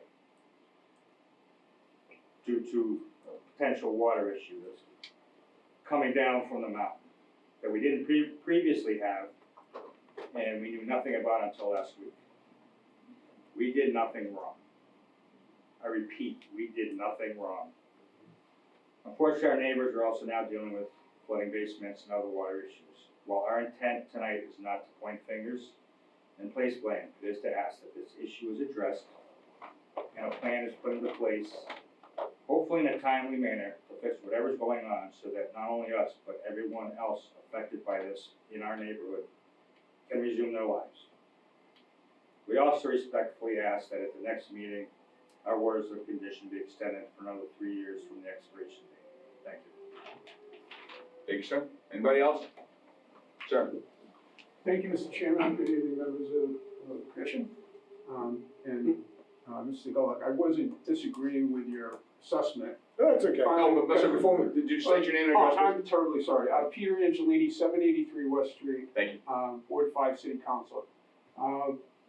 As my colleague, Councilor Bedanza, referenced the stormwater ordinance, it was actually introduced to the council by the former agent, Angela Chabusky Schofield. And the council voted unanimously to adopt that ordinance. Now, I have a little bit of knowledge on this stuff. I sat in one of these seats, served at the pleasure of 3 mayors. Was actually the acting agent for some time. Attended numerous symposiums, Conservation Commission, Association, anyway.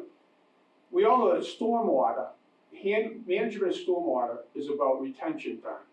So if the idea is to try to, during the peak of the storm, to hold that stormwater and then slowly release it after, as the watershed drains out. I also live on Monooshnock Brook, so I can attest, I've been there since 1987. And when this Councilor Bedanza referenced the double catch basin on West Street, that 8-inch pipe discharges, the outflow is into Monooshnock Brook. And whenever Monooshnock Brook rises above that pipe, and you have refusal at the double catch basin, obviously it's backing up the entire system. What I see happening there, from my view at Howard, the pipes, now I'm not sure, because I wasn't there during construction, so I would ask a question of this gentleman through the chair, if you can answer it. Is there a drain, if you're facing from Howard Terrace, the driveway, and I'm here not to assess blame or anything, I'm just trying to find a solution. is there a French drain, a drain on the right-hand side of that driveway that discharges under the driveway through the green PVC pipes? There's a drain at the street, is that what you're talking about, or are you No, talking on the property? The green PVC pipes that go under the driveway that are discharging downhill, down gradient towards Hillary. Okay, that's on the driveway, It's under the driveway. right, yeah. Is there a drain on the other side of the discharge that's collecting water that's running off of North Minusnot? In other words, I'm just the trying to water make- that's coming Oh, out, are you talking, there's just so pipes that we're underneath clear. the driveway. there's, It's green PVC no, pipes. there's, no, oh, yeah, further up the driveway, yeah, like 100 feet, down the driveway. So if water, during storm events, there's water coming out of that green pipe, I'm just asking, what's That's on the other overflow from the swale. The overflow from the swale? Yeah, so the swale on the uphill side of the driveway, there's a pipe on that side. It runs the side of the pipe, and then it discharges to the 5 pipes that are on the other side of the driveway. Those are all just, those are the 5 that are in there along the driveway. So, but my point then is that, so the water's being collected, instead of it sheet flowing down in Minusnot and finding its way, infiltrating down towards the low spot, it's being collected and dumped at a much faster rate than it would normally come down that hill. And I think that's what's exacerbating the flooding down gradient.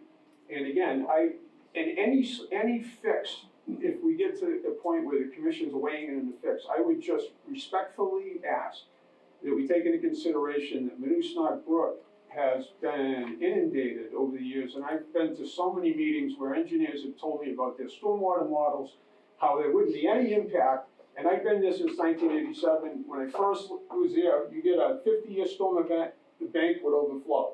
Now we get an inch of rain, the bank's overflowing. So either the stormwater models aren't working properly, you know, there's something that's not right. So I would, and in light of what I just said, again, that's probably gonna be something that an engineer would want to entertain. Hey, let's get this drainage and get it off-site, get it into Minusnot Brook even faster. But we do have stormwater regulations to try to, because we don't want water that's leaving a 80 or 90 degree pavement surface being discharged into a cold water stream. Obviously, that has adverse impacts on all those critters. So with all those things, and this is a very difficult situation to remedy. I mean, I'll be the first to admit it. I don't have a magic bullet, but hopefully we can get an engineer, peer review engineer, to take a look at this and see if we can, it may be a solution that the DPW and the landowner or whomever, we can work it out. But we certainly have to protect Mrs. Moses from having this happen to her every time we get a couple inches of rain, because that's just not fair. And so I thank the commission for your time and appreciate looking at this matter. Thank you. Thank you. Thank you.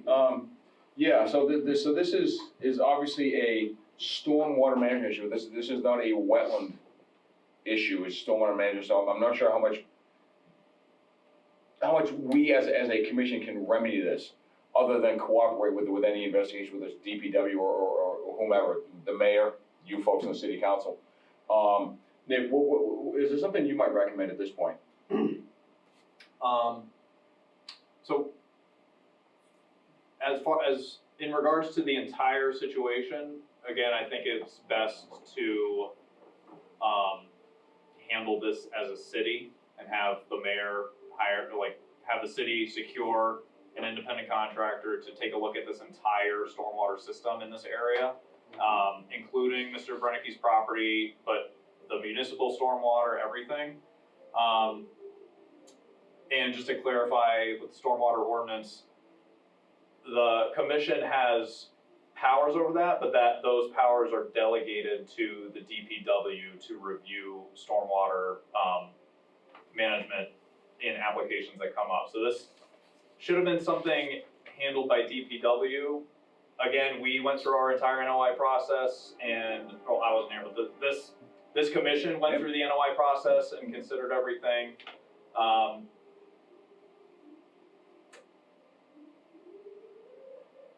Losing my train of thought. So anyway, as far as the violation notice goes, I think we as a commission need to make a decision on the violation notice, because I don't think I stated it before, but part of that notice included a cease and desist to Mr. Brennicky.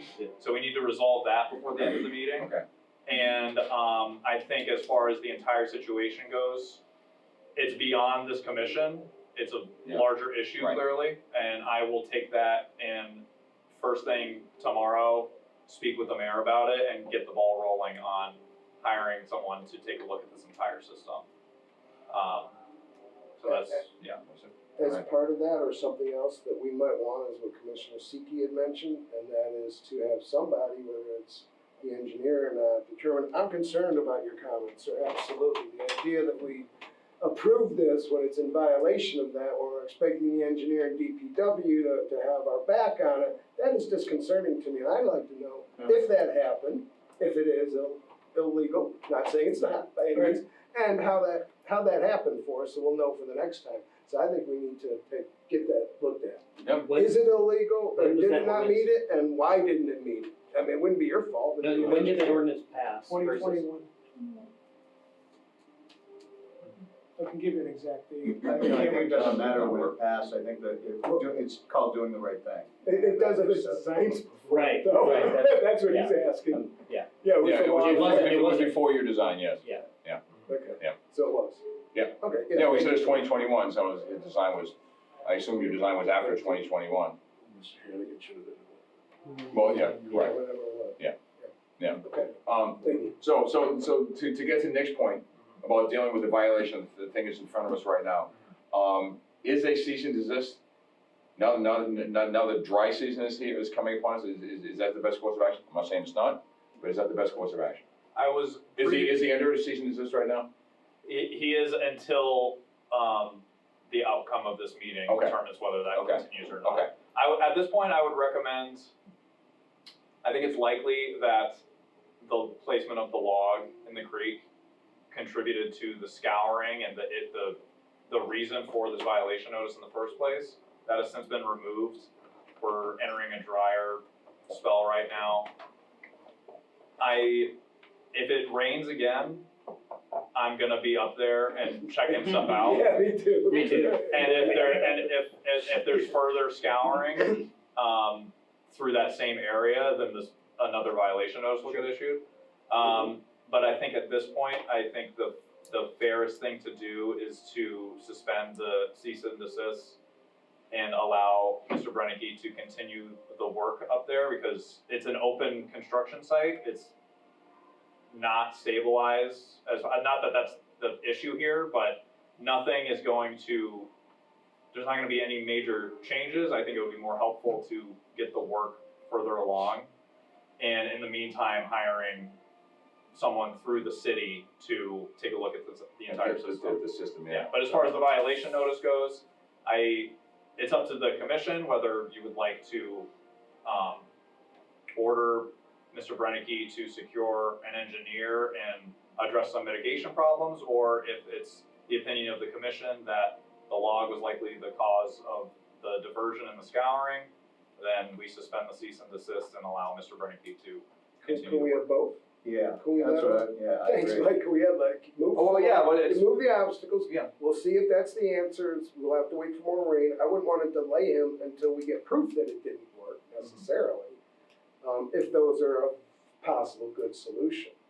But I'd also, But If I may. still, go to the engineer. I would like to hear from Mr. Hannigan Yes. before, I mean, I don't know what the construction schedule is, but I don't think, if the building is going up next and we're throwing a roof at this, that's gonna add to stormwater, it's not gonna reduce stormwater. So, I just wanna be cautious about that, and I think we need to have Mr. Hannigan weigh in on anything that he can possibly do to mitigate the solution and, without withholding too much time, because I understand construction schedules. So I appreciate that concern. The violation notice and the area in question today is downstream from the driveway. So I feel that the house, whether or not it's there, it's not going to affect this particular area that the violation notice was. It's too far Did you down go to the road. back of the property? It's 600 feet. No, I know, I'm It's- familiar, I'll go, I think adding a roof at this point is gonna add to the problem.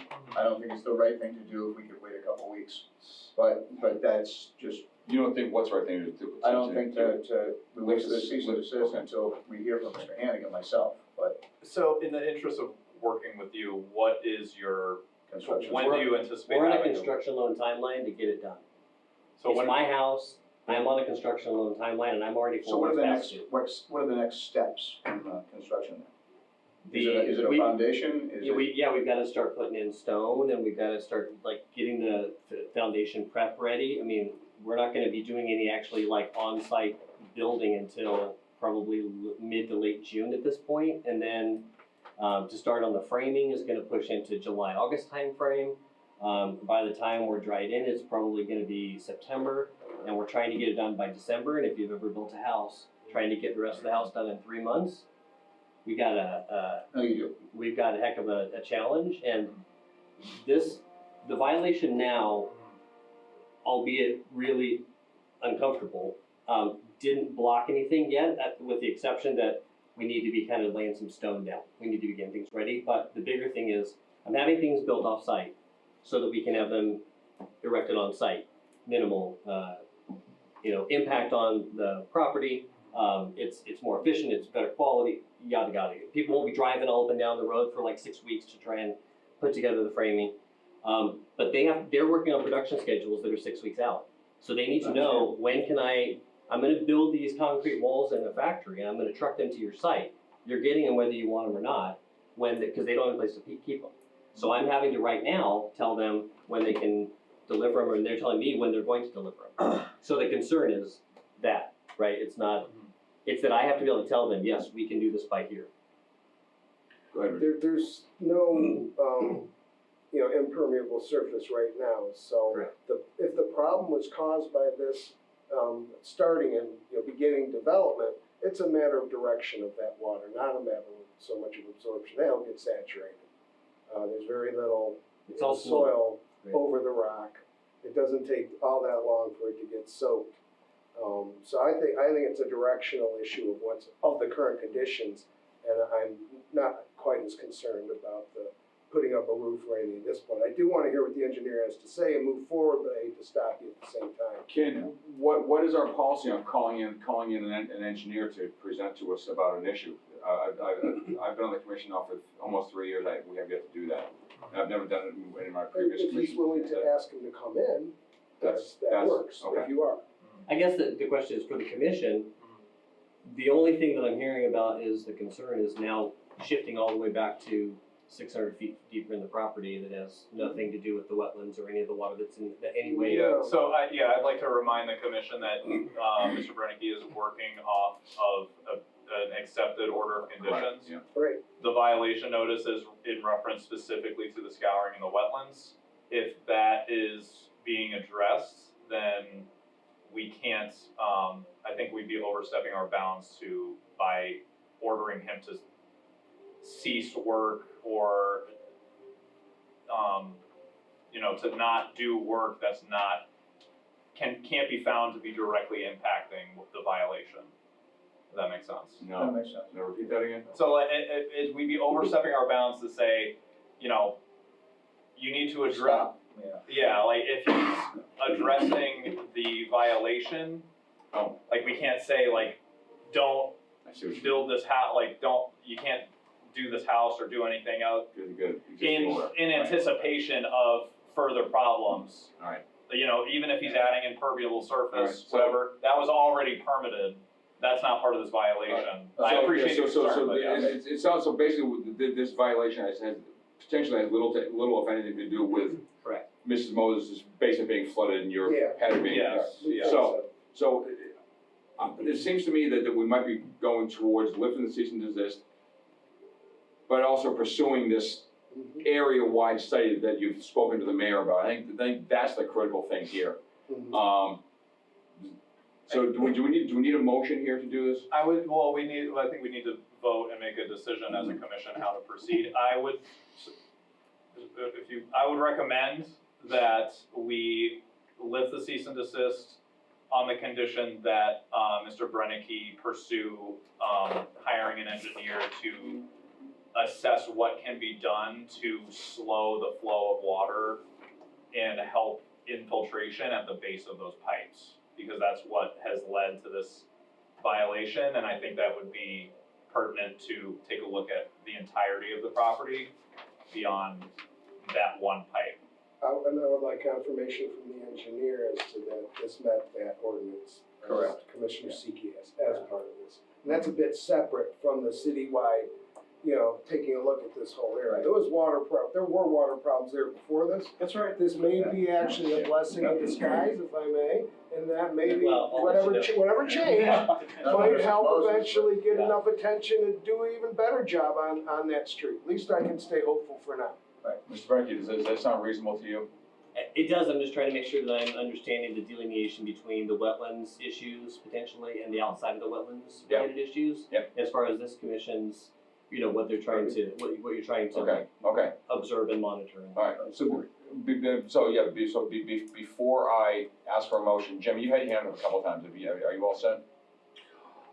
Well, I just wanted to say that I think we're heading in that direction. It's conjecture on what's happening above grade.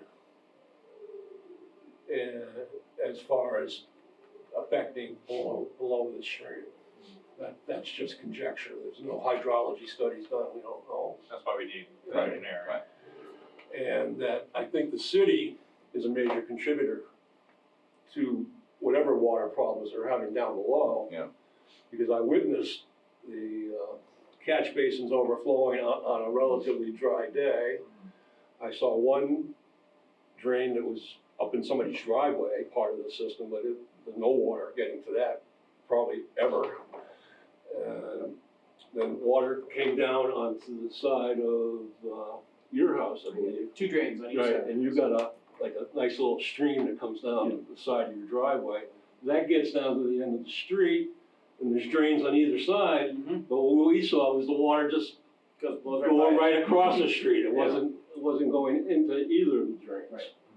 And one of us, I think it was Mike, kicked some debris aside, and all of a sudden, some water started going towards one of the drains, but not the other one.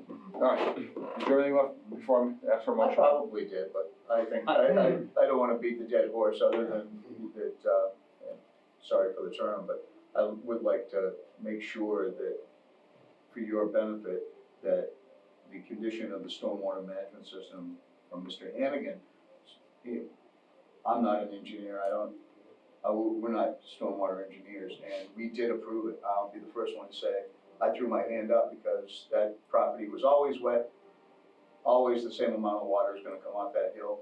It's the direction, I think, we pointed out, but I would like to know that Mr. Hannigan has looked at all options to be able to help the situation. Just wanna help the situation for Mrs. Moses and the other, and what happens downstream with the city, but to your point, the stormwater system is backed up there, whether it's crushed or what, I don't know, it's backed up. All right, So if I could, please. 2 quick things. One, we've invested a lot of money in that engineering plan that is now implemented, and our funds are drained for doing that plan. Over $250,000 went into doing that driveway with that drainage, approved by the commission. Yeah. And now we're being asked to change it. Not being asked to change No. it. Well, I understand. We're being asked to review it. to review it, to potentially change it at our expense after having engineered a significant amount of effort and time into getting Because it done. problems have surfaced in the meantime. I understand that, and I just want to have that on the record for the Yes, sure. severity of the potential impact of that decision. Understood. The other piece is, I've never in my life heard of a foundation drain being pumped to a street basin where water can collect and then feed back into the house. A foundation drain circles the house and it gets pumped away from the house, not connected Some to sort of some. drain inside. Let's keep distinguishing between what's going on down at. Oh, that's fair, that's On the fair, you're street, right, what's you're right, happening no, that's totally right, you're totally right, I'm sorry. Thank you. I'm sorry. All right, You're right, So- different things. Fair enough. so I'll entertain a motion to lift the violation notice, is that the correct terminology, lift the? Sure. Okay. Lifted the Let the cease cease and and desist. Okay, all desist, right, yeah. so I'll accept the motion to lift the cease and desist order at 60 Harwood Terrace, DP number 199-745, and kindly ask the applicant to ask his existing engineer to verify this, that the stormwater design in the approved order of conditions actually met the City requirements. city requirements in the orders from 2021. And if you would care to direct to some city people who they can go to confirm that, that would be helpful. Yeah. Absolutely, we'll cooperate any way we can. Yeah, Pass because, that to Josh. and again, I'd just like to make it on the record for the commission that this is, if there is any contribution from the applicant here, there's also a huge issue with the city that's exist, I didn't know about it, this is, I've only been here a couple of years. As explained tonight, there's a huge area-wide city issue which needs to be addressed concurrently. So I just wanna make sure that was on the record. Can I just ask for clarification? Sure. I think the Yes. agent suggested that the cease and desist be lifted on the condition that Mr. Burnett could get confirmation from Mr. Hannigan that the stormwater management plan complies with the ordinance. We do not mean that it was on condition of, it's gonna be Just checking. taken off because we believe, or we're accepting that maybe moving those trees cleared that particular violation. Separately, he is volunteering to contact Mr. Hannigan again, and look into this some. I appreciate that very much. Yeah. Thank you. So if, I might suggest, if the engineer is a licensed engineer, he's got certain responsibilities as a result of that license that he owes to you as your client. Right. So. okay, I thought I didn't want to ask you, okay. Sorry, just one comment. I know. I want to do what we can to make sure that that is done in a timely manner, because if the engineer wants to propose any changes to the plan, I want to make sure those are done before the construction has advanced to a point where that is more difficult than it would be otherwise. So I want to. My guess is it's in the applicant's interest to get this done as soon as It is, possible. but it's also in totally different areas. I mean, Yeah. there's, Right. I know. That's it, I want to make sure it's a high priority for everybody that we reach out to the engineers. We're talking to the mayor. We're moving all of these things forward. But we know it's 600 feet away, but personally, we don't wanna see it happen again because the roof is now in play and directing all that water down the hill. Yeah. So I'll slightly amend the order, the motion. Oh, I'm sorry, Chuck. guys, I'm trying to move us Well, along. What else you got? it depends how I'm gonna vote. It's just a very quick question. This picture here is at the end of this scroll.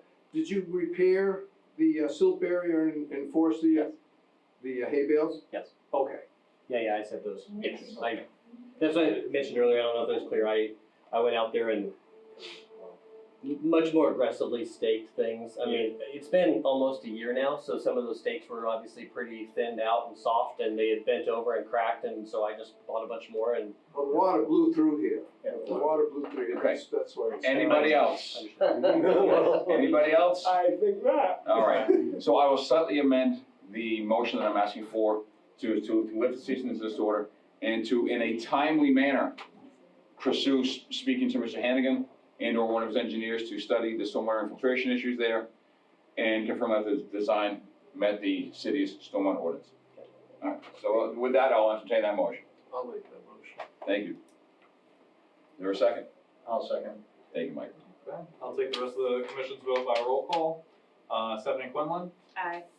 Bob Seacard. Aye. Richard Gulick Aye. and Chuck Raymond. Aye. All right, motion passes, and I'll be in touch. Thanks, everybody. Really appreciate your time for coming out. Thank you. Thank you. Thank you. let's talk more. Yeah, sure. Go work it out, guys. If you don't want, you don't have to. We can be 6-1, it's over 5-1, okay.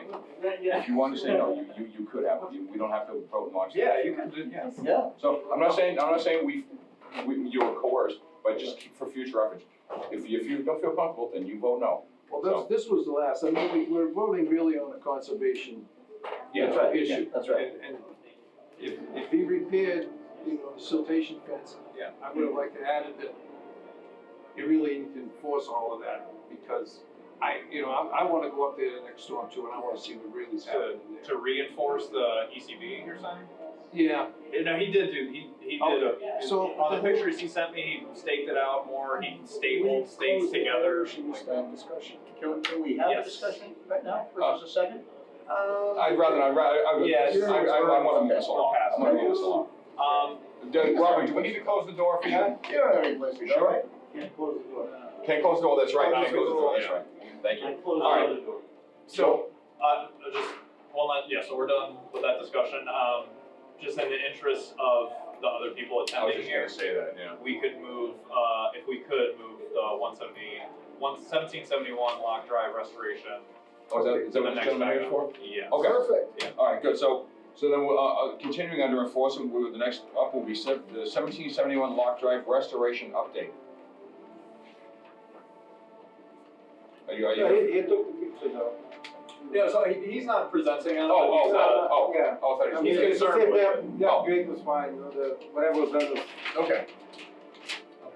was good enough for him. So, Matt Morrow was the one that prepared this. He's not here today. I didn't ask him to be present, but he has been in touch with me and let me know some of the progress that had happened here. So just as a quick review, we permitted the construction of this warehouse and this cannabis dispensary here.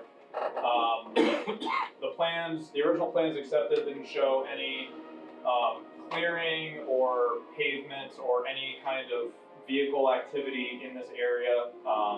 After the construction of it, a bunch of trucks showed up. I understand there's a truck repair business operating out of this warehouse, but they had trucks parked all in here, going well into the riverfront area. As a result of that, we asked Matt Morrow, or we asked the property owner who secured Matt Morrow to come up with a restoration plan, and he drew this up for us and suggested planting. In collaboration with the commission, we ended up with a plan to plant kind of a row of some sort of trees here to act as a natural barrier and to loam and reseed the area kind of shaded in right here with a wildflower mix. That work has since started. I went out there today. There are a couple of arborvitaes kind of planted along the perimeter here. There has been loam and seed spread around in this area, and additionally they did lay down some concrete pipes as kind of a temporary barrier to keep trucks from driving out back into this region. So this is just basically as an update to what we had already asked be done. It has been done.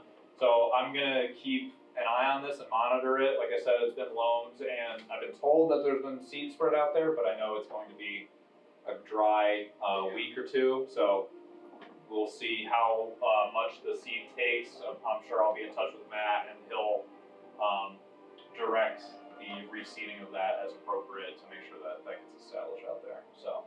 I got 2 more bags of seeds because I threw some down, but there's a whole bunch of turkeys coming in there. Plus turkey hunting season. And I'm sorry. I don't have the permit yet. And I'm sorry, just for the record, just state your name and your business association. I run the shop in there. Yeah, we met before, yeah. Just for the record for the speaking. Okay. That's not a huge spot, would it be okay to throw a couple of sprinklers out there just to kind of get the seed going? Can you do that? Do you have the stuff or not? I mean, it's pretty wet. It's like, Oh, it's wet? yeah. And we're gonna have some I mean, rain. that rain we have is still wet, it's still muddy. Yeah, Just put the loam down. I'm not too worried about dryness of soil quite yet. Yeah, if it gets really dry, I'll put some water to it. Yeah, okay. We'll do what needs to be done to get it established out there. I don't know if you noticed, just the grass is just started growing now. Yeah. Little spots now. Yep. Yeah. It's been like Oh, 2 weeks. in that area? Yeah, Oh, okay. I had not noticed. 2 weeks and we throw the seeds down. I think it just start growing now. Okay. And we'll, like I said, I'll be keeping an eye on this. Yeah, as soon as I monitoring get it. a lot more green, I'll throw more seeds on and we'll see what happens. I was down there too, and there were no trucks, not because I'm going to the dispensary or anything, but we're going. No, There was no trucks parked out there, it seems to be. Okay. Yeah, that was the main goal, yeah. Okay. Yeah. You go to another one. All right, so I'll keep us posted. Sounds good. All right. All right, thanks, guys, appreciate it. Yeah, Have a good night. Sorry you had to wait 2 hours. no problem. All right. All right, cool. Well, that's good news. So we can keep on rolling as scheduled there. Alrighty. Moving back up, under new business. 9 Penny Lane restoration. What do you got for us, Nick? All right, so that is just an update. I think this is the first that this is showing up in any of our agendas. This was an issue back when I first joined the commission 3 years ago. Yes, like two or 3 years ago. Yeah, they there was a Mary Ave extension that was permitted. An extension of the road on Mary Ave. Penny Lane is the road that intersects that and kind of runs along the area that we're talking about. So it's a kind of a convoluted history. I don't fully know all of it, but basically there was a wetland restoration that was required after the construction of the house at 9 Penny Lane and the Mary Ave extension had been started. Since then, everything's been kind of frozen in place, and the reason that this is on our agenda today is because a neighbor, or I believe it is the homeowner of 9 Penny Lane, contacted me and asked me about the progress, because part of that restoration included it was either part of the restoration or part of the Mary Ave extension, but it included a privacy fence to be built along the border of 9 Penny Lane and the Mary Ave extension.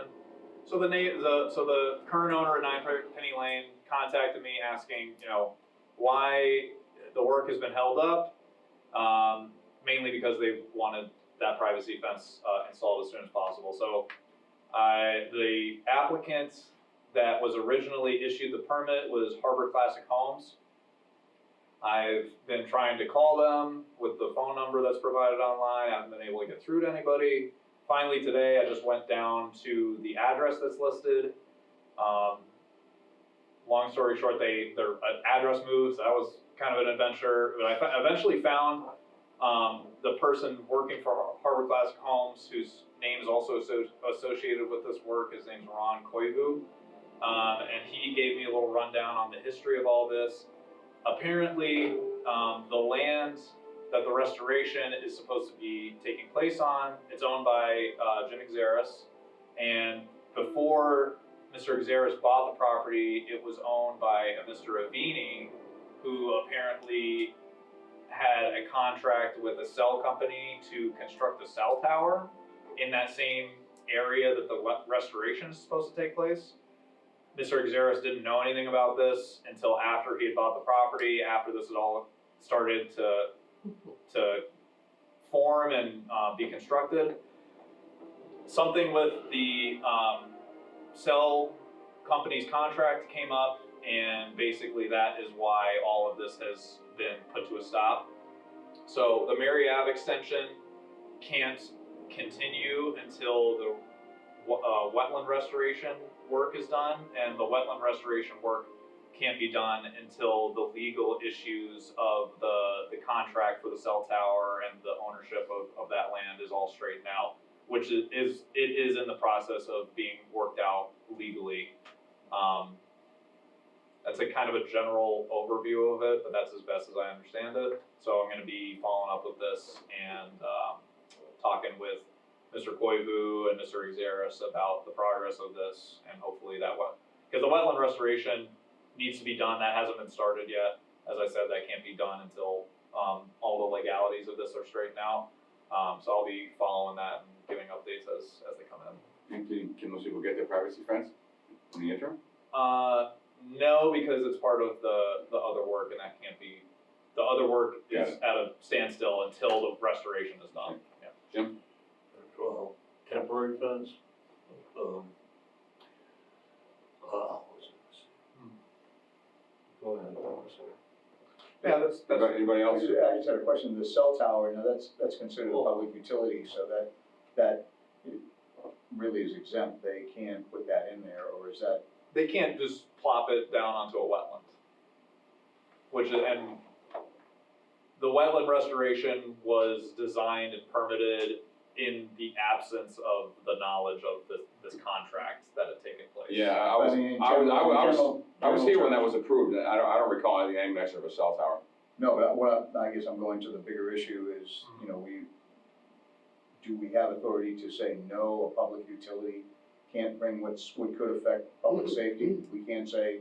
Well, they can, so the utility work, all of those are under the exemptions in specific instances. It doesn't exempt the utility companies from doing whatever they want in and around wetlands. Like, they can't just mill, because they're. 911 service up there. We had to approve the gas pipe, and we had to approve the drilling for the other, national Transmission grid lines. transmission line. I would be much more comfortable turning down a cell tower than any of those. You know, But my question is, if the public utility says that public safety is first and foremost. There can be evaluations done for reasonable alternatives if it's in an area with sensitive receptors. Yeah, personally, I'm asking for an education because. oh, yeah, we have authority. again, it's hypothetical, we'll have to address that, should have come to that. But, yeah, cell tower, if they're gonna move, if tell them to move it 25 feet, if they get the room. It's kind of, it's yeah. kind of a wild place to put a cell tower anyway, if anyone's familiar with that Yeah. area. It's kind of up in your neighborhood, but it's like right in the middle of a residential area, so Yeah. it's kind of That's bizarre. All the neighbors are for it, right? You want most of them at higher elevations, not in the low. Yeah, elevations. it kind of drops down from it. It's like meshing a network, and what so they bring it in as a mesh because they've got a weak spot there, and it Yeah. connects to other towers and provides a bigger service. Jim. You know what, I do have terrible cell phone reception at my house, so I wouldn't be surprised. Jim, Yes, what is the scope of the restoration? I'm not, this project. as I recall, there was some replanting.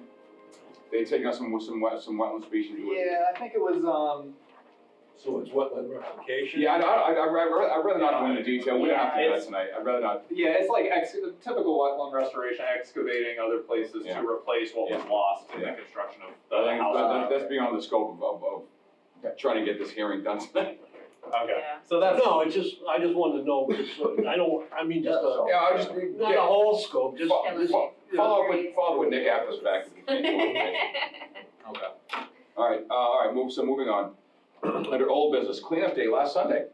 Rich, you wanna, that was kind of your, well, you, and it was Stephanie's idea too, it was actually your seed run idea, but if you guys wanna fill us in. Yeah. We went down to, as a commission, there were 5 commissioners and 2 spouses, 7 total, and we went down to Orchard Hill Park Drive, behind Target, at the corner with Pioneer Drive.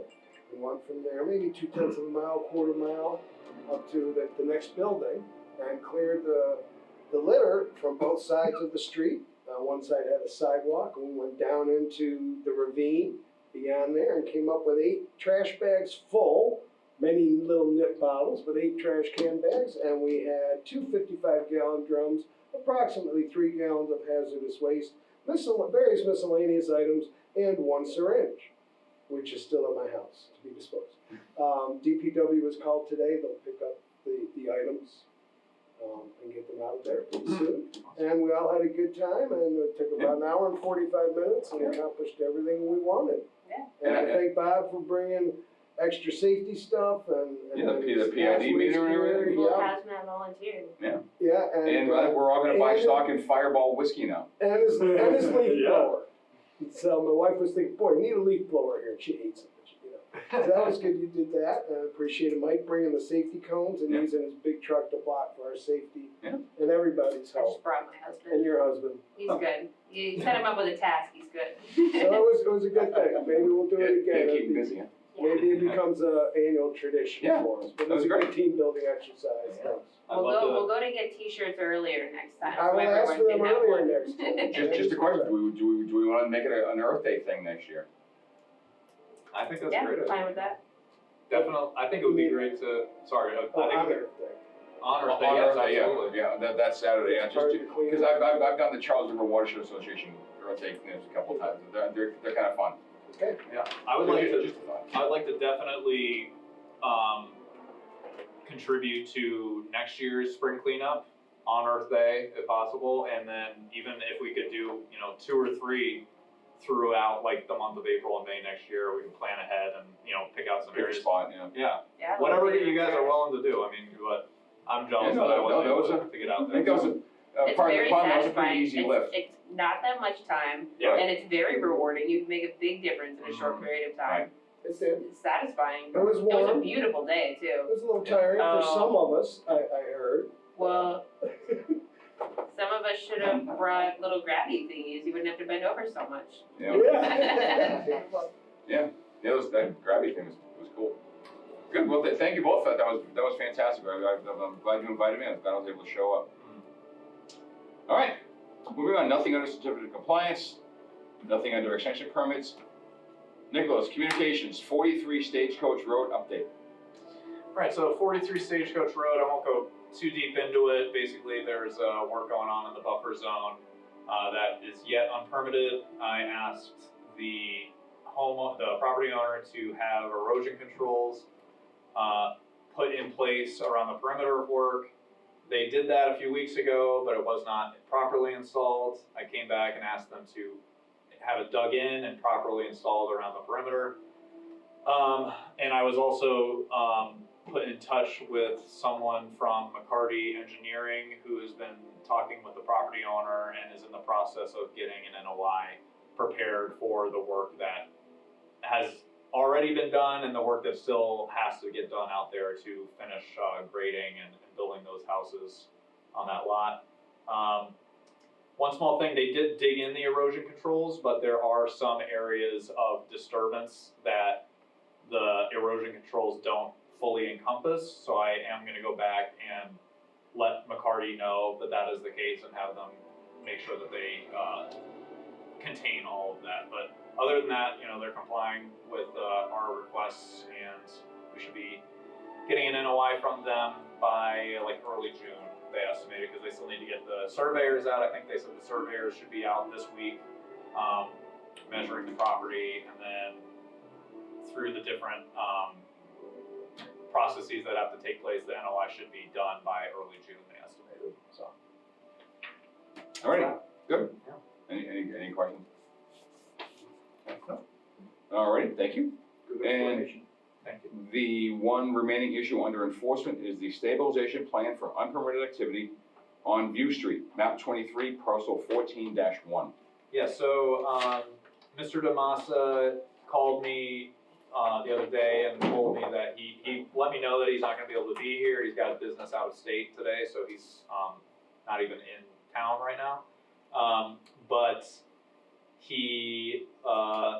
we had asked him to come up with a short-term stabilization plan and then a long-term plan after that. So his short-term stabilization was, and also we had asked him to extend the erosion controls up the northern edge of the disturbance along an existing rock wall that was up there. He has done that, and the short-term stabilization that he's come up with is hydroseeding the slope that's out there. And he has done that up to this date. So the slope has been Done hydroseeding? Yeah. All right. Yeah. Before we agreed that was what we wanted them to do. So we had asked That him. is interesting. We had asked him to come up with a short-term solution by this meeting date or before, if I possible. didn't realize he would implement it. Yes, yeah. But So that's that. what we go along with, I assume. Yeah, I drove by there Friday after we were on Market and looked good. Yeah. There was It can one only little go berm that he. Oh, yeah. No, I'm glad for it. It was just, I was just surprised it was done. It's good. I asked more for a mitigation of where the flow would go off the road, or, so it wouldn't cut down and just run, if they could put rebar there, but it looks like he put a whole new surface area there, leveled it out, I'll check and then a that. berm before the. Yeah. I admittedly. He's got a yeah. berm like this, Yeah, and then kind of a down slope. yeah. It's almost like a cart road. Yeah, Going down the side. Yeah. Okay. I know. Yeah. it looks real good, Yeah. Good there. as far as I can Yeah. tell. And then in terms of the long-term Yeah, that was my plan question. out here, he is working with Haley Ward to get an NOI submitted for his long-term plans out there, which include a single-family house and associated retaining walls An additional single-family house in that tight spot, right? in the lot Yeah. that in question, yeah. All right. All right, any questions for Nick? No? Okay. All right. Moving on down the agenda, nothing under emergency certifications, nothing under budget. Brings us to meeting minutes for the last two meetings. So I put those up on the drive, and we just need to vote to accept them if you guys are ready to do so. I have some comments. Yeah. I knew you would. I led the meeting, so I should. April 11th, I simply had minor typos, nothing else. Capitalization, so I put those online, They're on the drive? Okay. but you can find them, so other than that, I would recommend we approve those minutes. Again, compliment that person who prepared them. To the point, enough, not too much. Happy minutes. Good, I'll make a motion to accept the minutes for April 11th, 2023, I like to second. as amended online. I'll second that. You would make the motion. You would make a motion? I would make it. I was asking And for a I'll motion. second it. Thank you. Oh, you were making it. It's okay. Sometimes I say I'll make a motion, but just a minute. I'm not trying to rush things along here. Just because the Celtics All right, so I will take the rest of the commission's vote by roll call. Jim Chambers, Stephanie Quinlan, Aye. Richard Gulick, Aye. Chuck Raymond. I am saying I wasn't there. Oh, you weren't there, yes. So that motion passes. Oh gosh, I hate to ask 5-0. a question right now, just given the time, but if one person said no and everyone else said yes, would it still pass? No, For well, the we just minutes? asked, what's your issue with the minutes, and Yeah, we tried to discuss it. Yeah. Then we just ask you to leave. Yeah. They're unanimous. You have to be pretty stubborn to. Yeah. All right, so yeah, motion passes 5-0, minutes accepted. And Next one is the minutes for April 25th. I'd like to request a couple changes that I can read in here, Mm-hmm. if I may. Sure. There was a word that was doubled, so it was crossed out. Mentioned in here, Mr. Crump explained that the purpose of the continuation, so that was to disentangle the two adjacent lots and research how much of it at all they should affect one another from a permitting standpoint. So I would delete it from disentangle, because it wasn't necessarily my purpose to disentangle, it was to identify the entanglement, Okay. as opposed to disentangling. So I would word it that the continuation from the last meeting was to allow commissioners more time to visit the site and consider whether there is any connection between the two properties that should be considered. What was the property in that one? Just, you never identified it. Oh, I'm sorry, thank you. This is the one we just discussed at View Street. View Street, okay. Thank you for that. So that would be one, if that's okay. Not too huge. And then a brief connection. And then I added something, this is for the enforcement for View Street. No, wait, yeah, the first one, excuse me, was for View Street, but it was Mr. Pirmiani's house. Not the one we discussed tonight. That NOI that got approved. The next is for, I'll leave that one also, is for the View Street lot that we just discussed. And I wanted to add that after there was discussion about what the previous agent had said, I wanted noted that Mr. Crump noted that there was no written documentation of the comments allegedly made by the previous agent. That is important to us. There's a lot of the verbiage was there as to what the person allegedly said. We don't know. And that Dr. Gulick noted that any directives given by the previous agent would have needed to be in writing for that to be considered a legitimate authorization from the commission. Dr. Gulick indicated that in his experience serving on the commission with the previous agent, that agent was well aware of the river zone, wetland, and wetland buffer requirements, and that any work to be completed in those areas would require submittal and approval of a notice of intent, not simply the agent's verbal authorization. You may call that a defense of the previous agent, and it was something I stated at the meeting. I thought she was well aware of the rule and put that in there for a slightly more complete minutes. And other than that, that minor change. Thank you for your consideration of that. Anybody have any? I have no issue. Good job, Rich. All right. Thank you. All right, I'll then accept the motion then to accept the minutes as amended by Dr. Gulick for April 25th, 2023. I'll make that motion. Thank you, Jim. Second? I wasn't there. I second it. Thank you. Can you second your own changes? No, you second the motion. I can motion. One second, yeah. So I'll take, yeah, you were not there, Stephanie, right? Correct. Okay, so I'll, take the rest of the commission's vote by roll call. Mike Siki. Aye. And Bob Seifert. And Chuck. Yeah, I was saying I wasn't there. So motion passes 4-0, and minutes accepted. All right, under wetland ordinance, I don't wanna belabor the point, I wanna get home here. What's that? Not tonight. I fully agree with you, sir. What? Not tonight. You're right, go, never mind. Oh, no, I just wanna say, Yeah. what, You're extending. I'm putting a thought is, would we have an interest in 2 or 3 people to work like on a subcommittee to like reach out to DEP, MACC, along, and there's 2 or 3 people, might include Nick. Yeah. To get, and I know we've done bits and pieces, I don't think we've made a really concerted effort though to go down that road. Yeah, it's stalled. Yeah, so are there 2 or 3 folks who would wanna work with Nick on that to? I'll volunteer. Jim, okay. Anybody else? You don't know the answer right now if you wanna think about it and get in touch with Nick. But I think Nick, you put my name down for that as well. Yeah, you've got some experience Yeah. with that. A little bit. I came in at the tail end of Falmouth, approving their bylaw 20 years ago.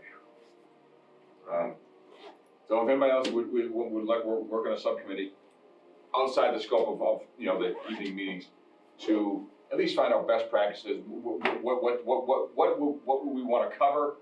Do we want to have people like with Falmouth? Do we want the applicants to stake out the center lines of roads, property corners, tops? I want to say tops of coastal banks, but there aren't many tops of coastal banks in this area. Going back to my Falmouth days, but that's that type of stuff. Then we, as we reach certain milestones, we can present to the full commission and proceed down that road. I think that might be the best way to go.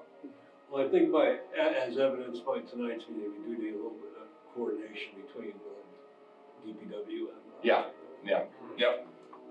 All right, good. So myself, Jim, you, and again, if anybody else wants to chime in later, that's perfectly fine. And if not, that's perfectly fine as well. No, but that's a good group to get it going with 3 1. Yeah. All right, good. And Ken might as well, because Ken used to be the chair of the Lancaster Con. Yeah. I'll reach out to him. And, Yeah, please do. Yeah, that'd be good.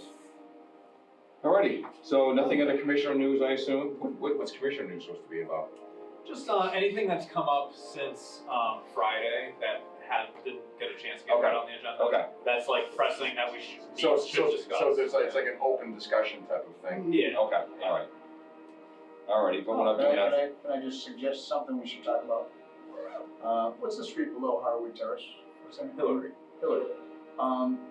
It came to mind, the kind of the pet peeve I had over Wildflower is that somebody parceled out that property to be 4 lots and paid full price for a Leominster lot that might not be able to buildable lot with the commission's involvement because it's in the buffer zone. Mm-hmm. I think there's that lot that's trying to be sold there is probably within the buffer zone coming down that hill.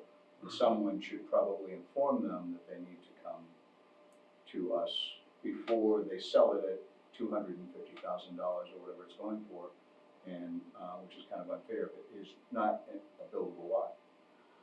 I could warn our purview. Know what I'm saying? I'm sorry.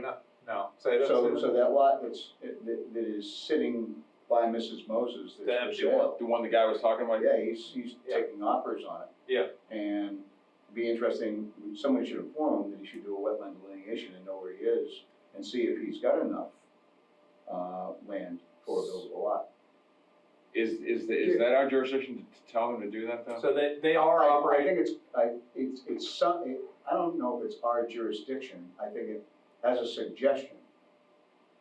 Because if, I know buyer beware, but it's pretty unfortunate if somebody goes out and spends $250,000 on a lot, only to find out that it isn't buildable because of the wetlands considerations that are right there. That's a good point. And I don't know if somebody wants another house in that property, but that's not our concern, but. So I've been, forgive me if you understand this already, but they are operating off of a permit that we issued like 2 years ago or so on that empty lot. They are permitted to build a house on that lot. Oh, they asked for. No, he's talking about the couple. Yeah, so is he. Oh. That's what I'm saying, He that asked for empty a lot. 3-year extension at the end. So they 1 year at a came- time. So okay, so They got approval already. So they're They've got permitted. an order of conditions to be able to build a lot. Yes, and right now, Concern gone away. They want to continue so that somebody can That's use right, it. I remember them saying that. And Yes. we can support that. Yeah. So they'll need to request that, in writing in an email outside of that, and I'll be sure to let them know. Yeah. I noted that when he mentioned that, but That's yeah, my only concern. I'll be looking at that, and they will be asking for an extension, but I was speaking with the circuit rider from Mass DEP, and she reminded me that there could be the COVID extensions that were put in place. I guess the COVID extensions extended permits that were granted within a certain range, like post-COVID up until whenever the state of emergency or however you would say ended, like in the COVID period, they extended orders of conditions By that time frame. like 400 and something days past the 3 years that they're typically good for. So they may not actually need an extension because that would put them, they believe that their permit expires in April of next year. But if those COVID extensions should be considered and they're not considering them, then their expiration would actually be in like the fall of 2025. So they may or may not need that, but I'll be in touch with them. So about a week ago, they declared that it's no longer, COVID no longer a public health issue. Yes, but it depends on when their permit was issued. So if it was I'm just issued, saying, that sets the date there, I think, Yeah. right? Because you said once they declared it was not a problem, that's when the time would start. I'll have to look. That's my understanding, but I'm not sure if that might have been referring to something else. But I'll need to check because that's going to be relevant to permits that we've issued in the meantime. Like in the last few months, we've issued quite a number of order of conditions, and that'll be important in determining when their orders actually expire, if they actually do have the COVID extensions on. Good point. But I'll be looking into that. All right, thank you, Nick. All right, so next meeting will be May 23rd, 2023. The filing deadline was this past Friday, May 5th. And with that, I will accept a motion to adjourn. So moved. Thank you. I'll second it. Thank you. Not sooner. I'll take the rest of the commission's vote by roll call. Jim Chambers. Stephanie Quinlan. Aye. Bob Secor. Chuck Raymond. Aye. All right, let's get out of here. All right.